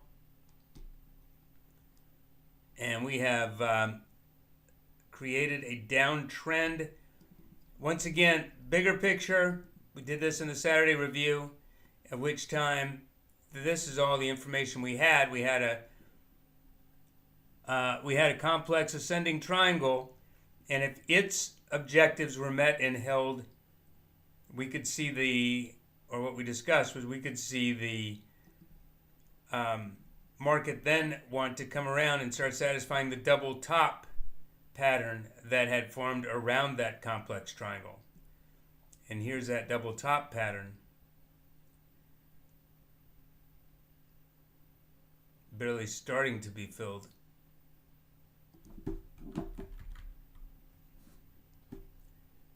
Its likeliest objective is 65.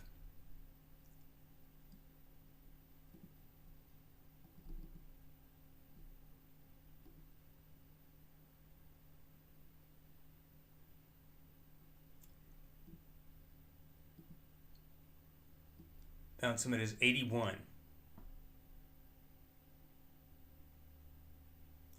So even if we knew with 100% certainty we're heading to 65, there's no reason why we can depend on that being a straight shot down from here. But if 79.50 isn't holding, it's only being overlapped now. It's being probed, but it's being overlapped.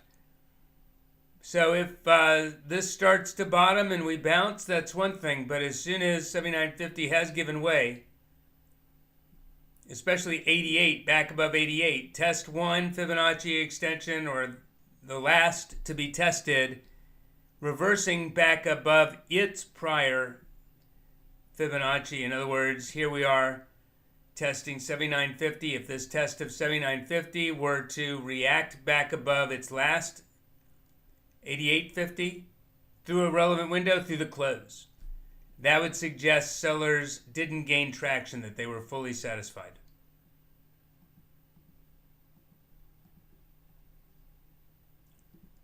Whether that's a durable bottom or just as a big bounce to refuel before the double top's ultimate objective is fulfilled is irrelevant. Near term, it would be a significant detour. And 79.50 probed, but only overlapped at the lows so far. Now we're counting the usual attention span of weak-handed counter-trend sponsorship. It's allowed 3 minutes of testing this inflection point. Let's see at the end of 3 minutes. Are we still extending higher? Are we anywhere near the 3-minute high? Is there an opportunity to sell that? This is the first reaction up off the previous trend's extreme. It's not a retest of anything. It has a horrible track record of launching a durable recovery. So wherever that 3-minute high is going to be a really attractive sell. And again, not so much because it is any likelier to resolve down, although the first reaction up off the previous trend's extreme is likelier to resolve down, but because it'll be so close to where we'll know it's wrong to be short. So not only a stop, but a stop and reverse to long might be compelling. Although what we want to see, what differentiates the leg that doesn't have such a horrible chance at reversing the trend up? It's a retracement. So here's the first reaction up off the previous, here's the previous trend. Here's its previous extreme. Here's the first reaction up off the previous trend's extreme. I want to retrace this 61.8%, at least 61.8%. Not coincidentally, right at the bounce limit. I want to retrace this at least 61.8%. And at that point, another up leg would be differentiated from the first reaction up and would have a better chance at triggering a recovery. A 38.2 retracement might be sufficient. This was a little shallow. We don't know where this bounce peaks before it starts to retrace. So that is a moving target where that 61.8 retracement is.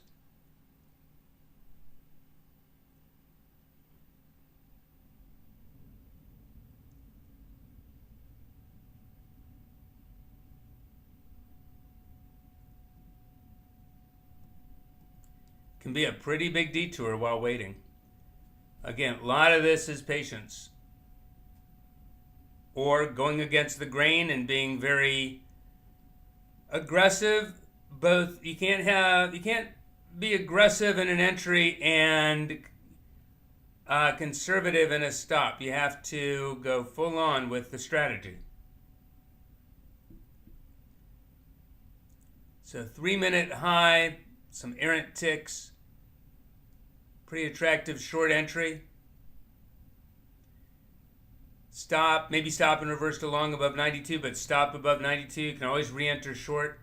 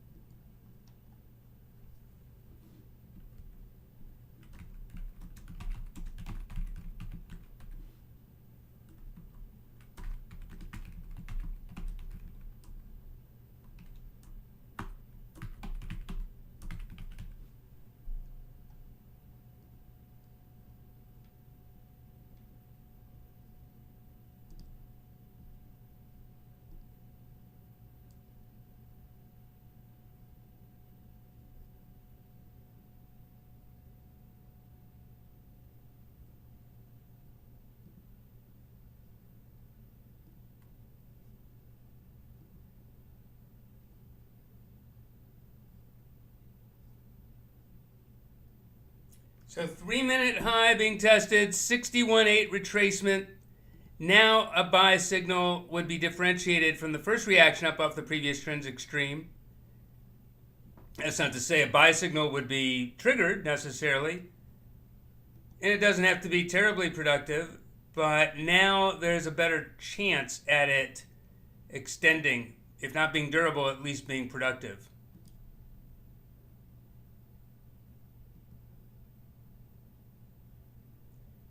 Meanwhile, since a 3-minute high and its buffer, room for noise, is holding, the decline is still intact. It hasn't been rejected.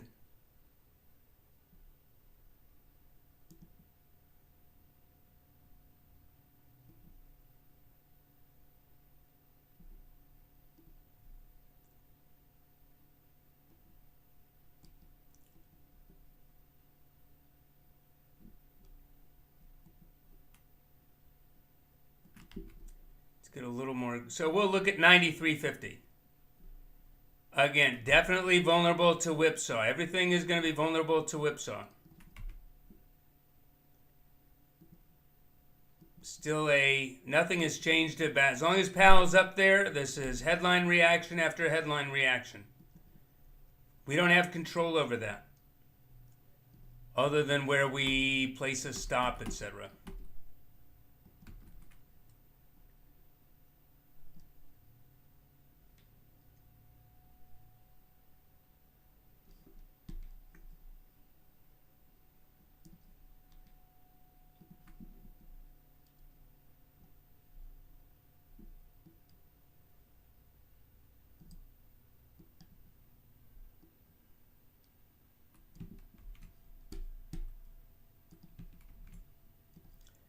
By the way,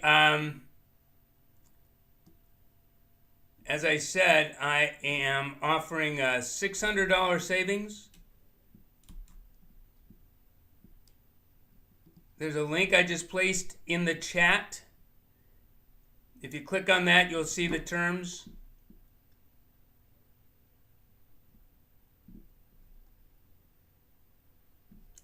Basically, you get the vidiROOM, which is normally $200 extra per term. Get it free for the first 3 terms. That's $600 in savings.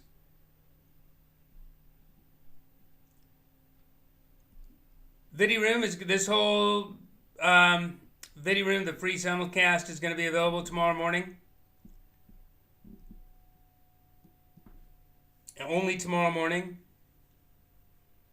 If you're at all interested, I suggest getting on board without delay. 1 day doesn't make a difference. It gives you, other than giving you an advance on getting along the learning curve, you start getting the onboarding videos. You can get access to the blog. You can get access to the knowledge base.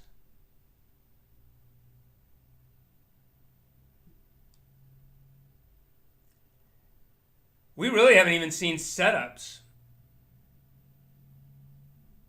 We start seeing a lot of setups in the wake of the FOMC. So certainly a lot of showing off of the vidiTrade methodology yet to come. But if you have any questions, again, please ask.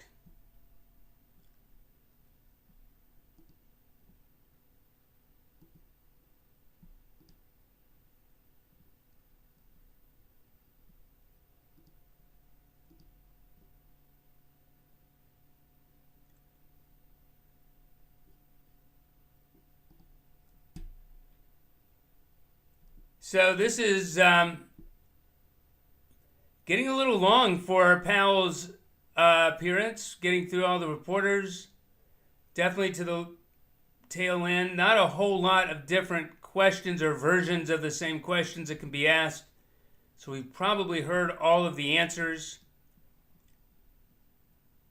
So the low doesn't have to be retested. It was a product of, again, just as has been the case, of knee-jerk reaction to headlines. If it were organic, it would have to be retraced. It doesn't mean it can't be or won't be. It's just not a requirement before a buy signal is productive. But until a buy signal is productive, this 3-minute high to testing the bounce limit, which itself has only been overlapped, and within 1 or 2 points, hasn't reversed momentum up.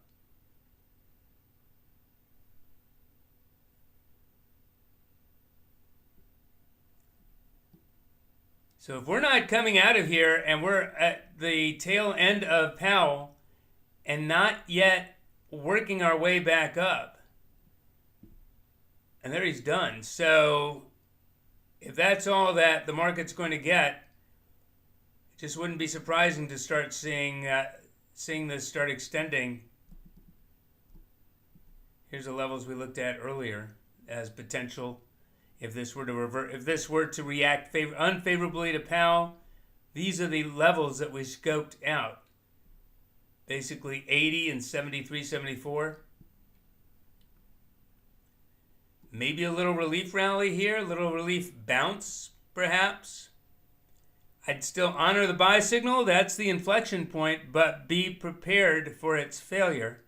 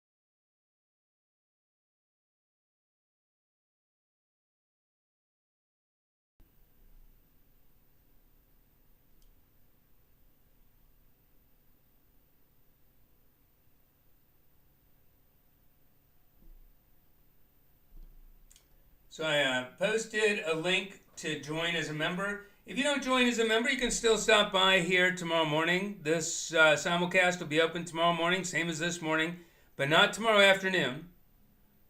Usually we just do 2 consecutive mornings, once every 6 weeks on average.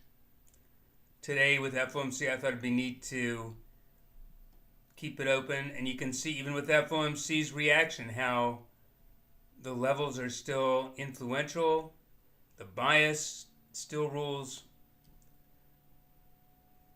See their levels. And also just to hear a little bit more. But tomorrow morning, that's it for, 4, 6, 8 weeks. If you're at all considering whether to join, it's not going to be a better deal tonight than tomorrow, but I would say join tonight so you can get the get started on the onboarding. Also, get that deal and save $600. All right, right up to the inflection. No higher.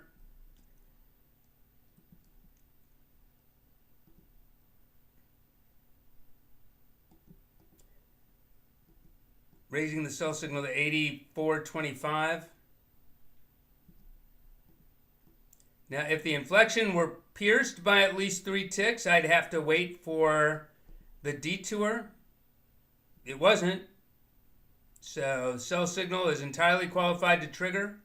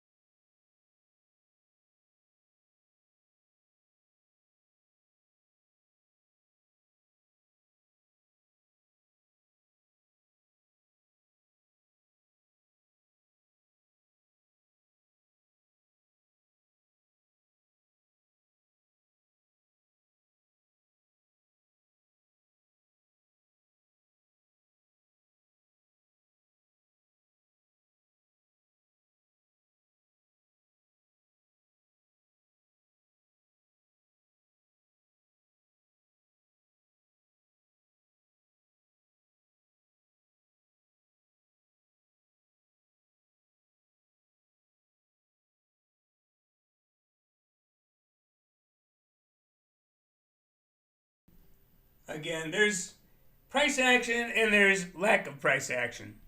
And as long as it's been since the Q&A ended, and we're still just sitting here, it's kind of difficult to take seriously any kind of recovery.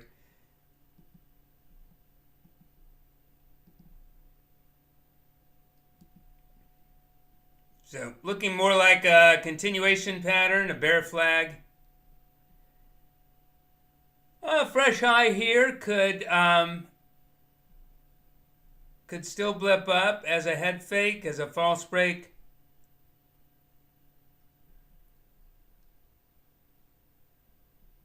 Continuation patterns occasionally do break counter trend before resuming in the prevailing trend.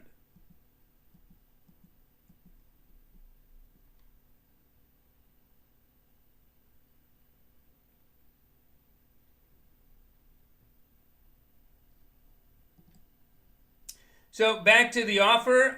Again, click on the offer to see more terms.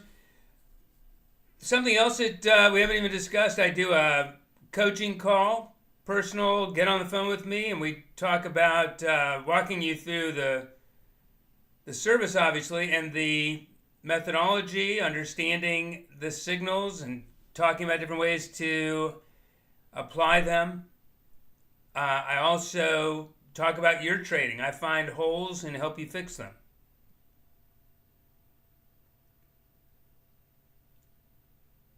Sometimes a shrink, kind of, but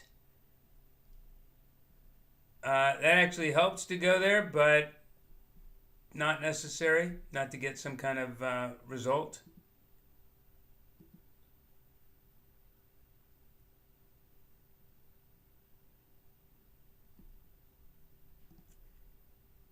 So establishing a 3-minute low to testing the sell signal. The inflection, whatever the 3-minute low is, the end of this bar, anything lower is reinforcements. We can already anticipate that we're extending down because we've got a totally separate analysis that is the continuation pattern. But just to point out, as far as the methodology goes of inflections being tested, the 3x3, minimum 3 ticks, 3 minutes, anything lower is reinforcements.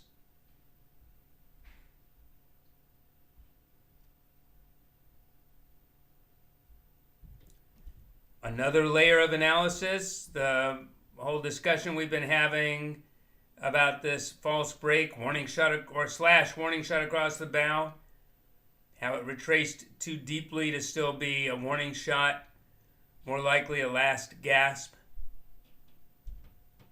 So we've had a lot of tells here.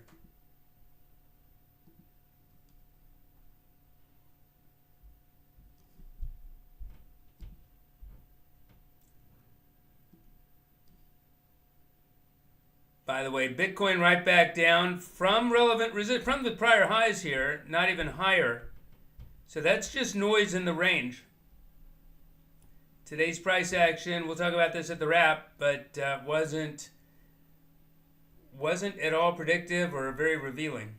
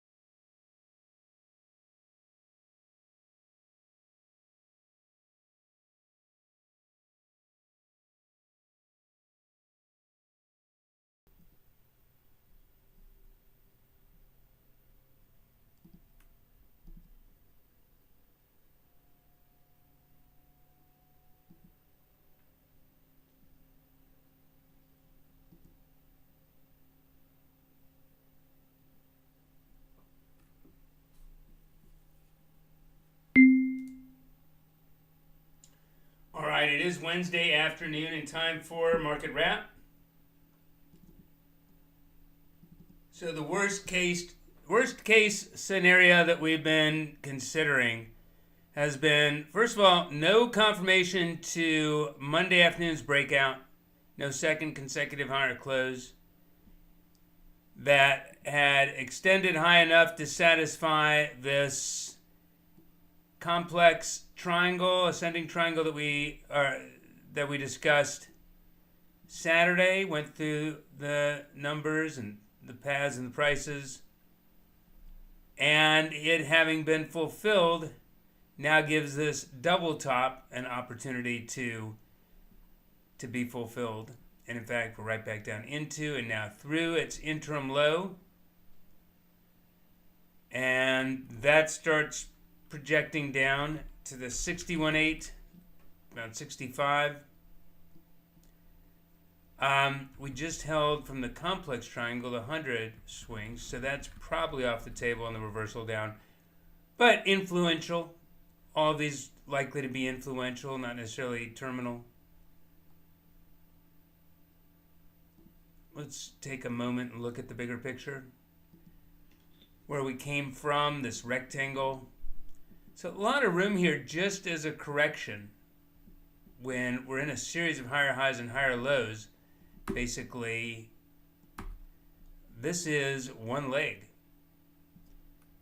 So just, not that this is exactly how to calculate a pullback, but just as a rule of thumb or start creating a cluster of objectives, there's a 61.8 retrace quite healthy that could get us down to 27, back into the rectangle's lower prior highs. Basically tag up the breakout, which is also quite normal. So wouldn't be surprising, and still could be exceeded because that's usually not going to be the precise pullback. It'll likely be overlapped to some degree if it's even tested. So nothing here is to suggest that the market has peaked longer term, anything like that at all, but now we're in an environment where we've had, with this week's calendar, just the Dallas Fed on Monday. That wasn't really influential. But Tuesday's reports reacted negatively. Now Wednesday's reports have. I'm not the only one with this calendar. Everybody knows what's coming, that there are, whatever they are, that there's more reports coming, more opportunities, more catalysts for generating negative reactions. Maybe price will have already discounted that by the time the reports are met. But that means extending down now, and that's what we've been doing. And I think to some great degree, we've extended beyond the Fed events of the day, and we're extending now deeper in anticipation, just trying to hunker down, posture defensively ahead of those reports. So ending the day on a low doesn't typically form a bottom, but we'll have to see, come in tomorrow and see what's being greeted as far as an open. This afternoon's bias window high was 49.30. And we're trending down into the close. It's not impossible to greet the open above 49.30, and if we were to, that would be a pretty substantial bullish signal to basically shift the paradigm from this reaction down into the close. Even if it weren't this deep, it would still be pretty powerful. Otherwise, the trend remains down.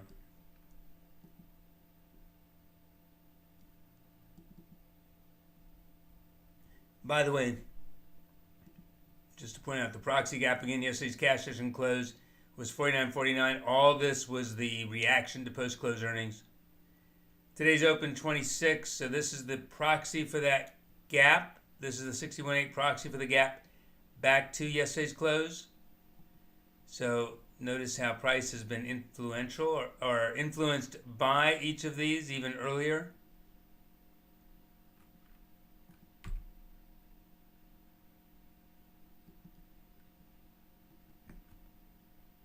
Influential, influential, influential. Starting to slip as far as the influence having extended so far from its inputs.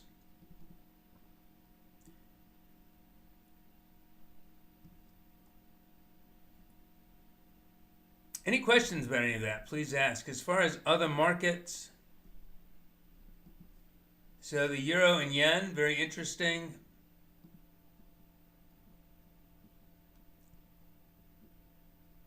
Euro had one more blip down to this parallel downtrending support.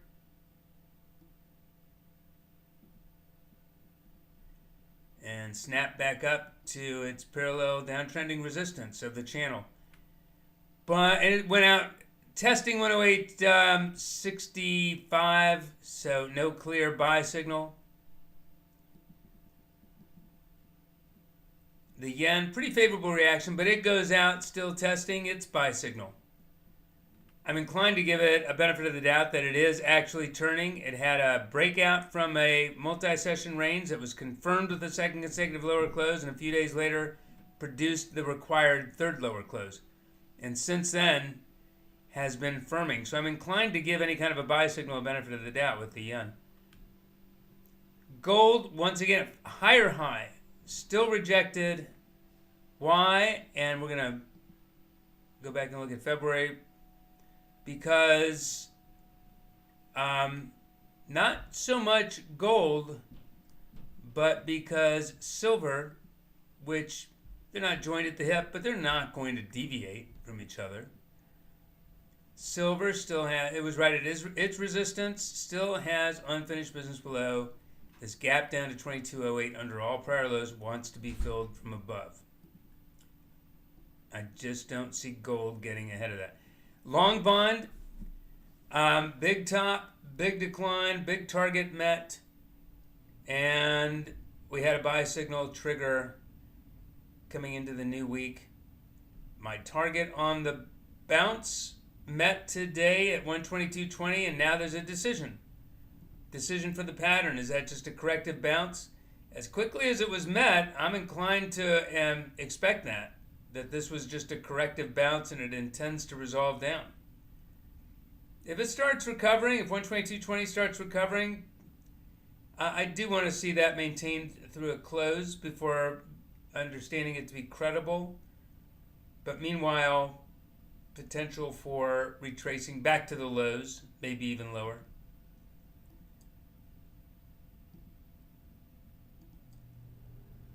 And crude oil slipping even further. It has room down to basically 74.25 to be just a corrective bounce or corrective pullback to launch a bounce. But start slipping under 74.25, 73.85, and instead this is on its way back down to the lows. And I do mean the lows. To and probably through the lows if 73.85 doesn't hold.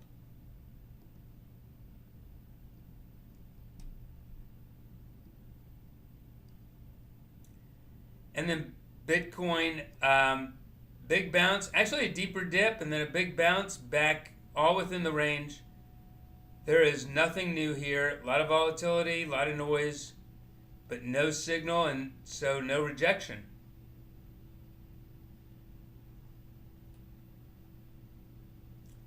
All levels remain intact. All signals remain unchanged.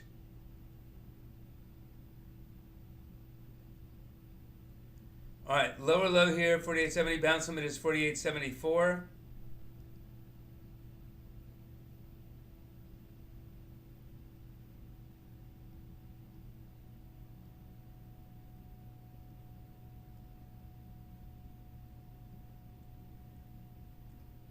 Two minutes. Probing, at least 3 ticks. 3 minutes allowed. It's a little late. It's a little late to give a bounce any greater credibility for extending. I really don't want to look at a buy signal.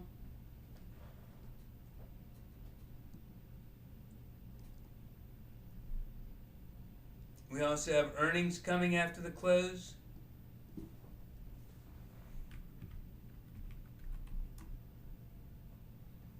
Qualcomm, not really being graded from a position of strength necessarily. Not enough weakness to be bearish, but this is a last minute, as last minute sentiment goes, this is optimism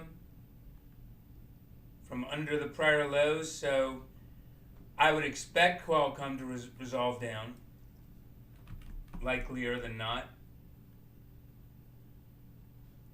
That's really the highest profile of earnings due after the close.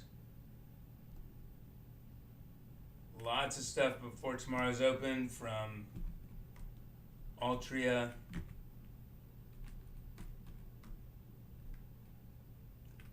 Royal Caribbean, nice uptrending channel, Merck, Sirius,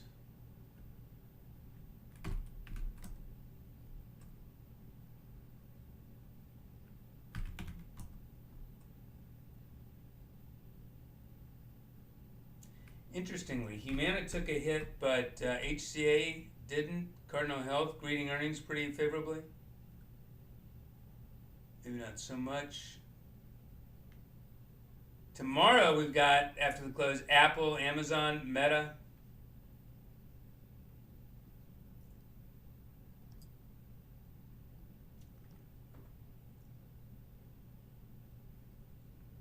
Three-minute high to testing the bounce limit at any higher violates the bounce limit. 1 or 2 points higher then starts to trigger a buy signal. If I wanted to move a buy signal into this area, I'd look at 81.25. This late in the day, not interested. But if you are, know 81.25 is relevant. And you also have the close and lots of liquidity bearing down.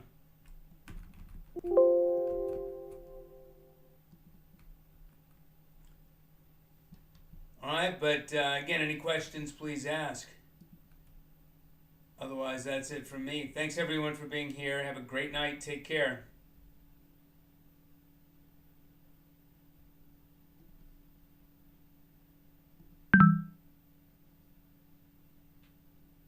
And again, if you're in the video, in the simulcast, YouTube simulcast, the free live stream, join us tomorrow morning from 7 a.m. on through the morning. No afternoon tomorrow. And then that'll be it for another 4, 6, 8 weeks. If you want this more consistently, there's a link for signing up. There's a special offer, save $600.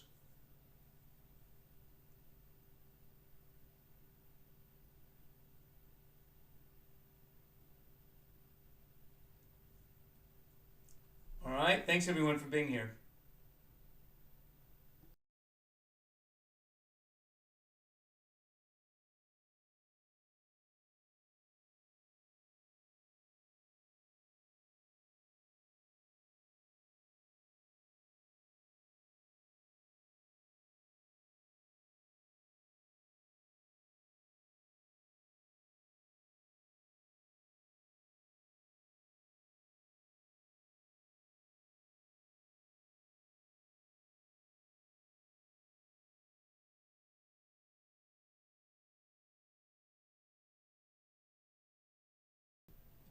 And by the way, if you're looking for that deal, make sure you sign up using that link that's in the chat on the YouTube stream.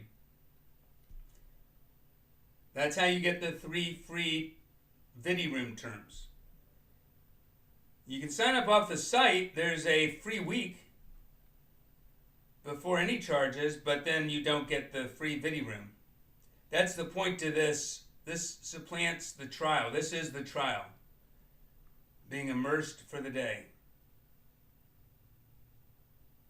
If you need to be immersed for a week, that's fine too, and you don't have to pay anything. But if you take a chance, maybe you've done this on a previous open house, then you you join immediately, but you get free vidiROOM for the first 3 terms.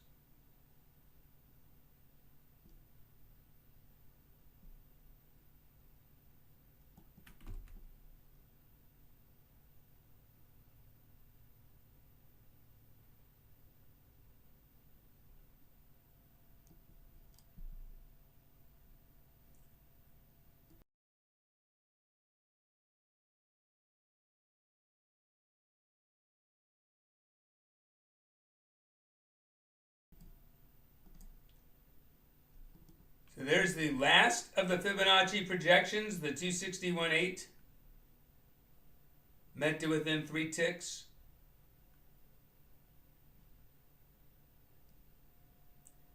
That is 48.65.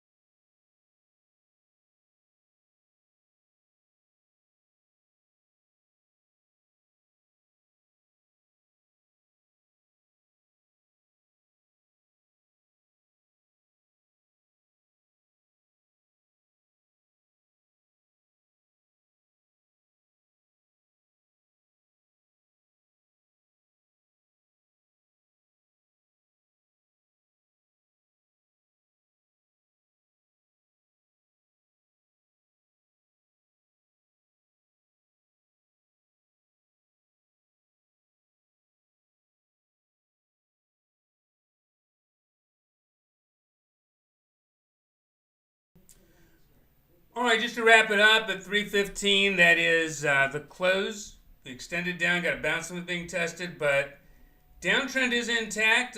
Again, this is the 261.8 projection of the proxy gap down here. That's often going to be a low, but it's usually going to be rejected intraday. This hasn't been rejected intraday. So not a hold short necessarily, but we do have some downside potential, if not likelihood. Not necessarily as a straight path down, but downside. Unless tomorrow's open were to gap up significantly. All right, thanks everyone for being here. Have a great night. Take care.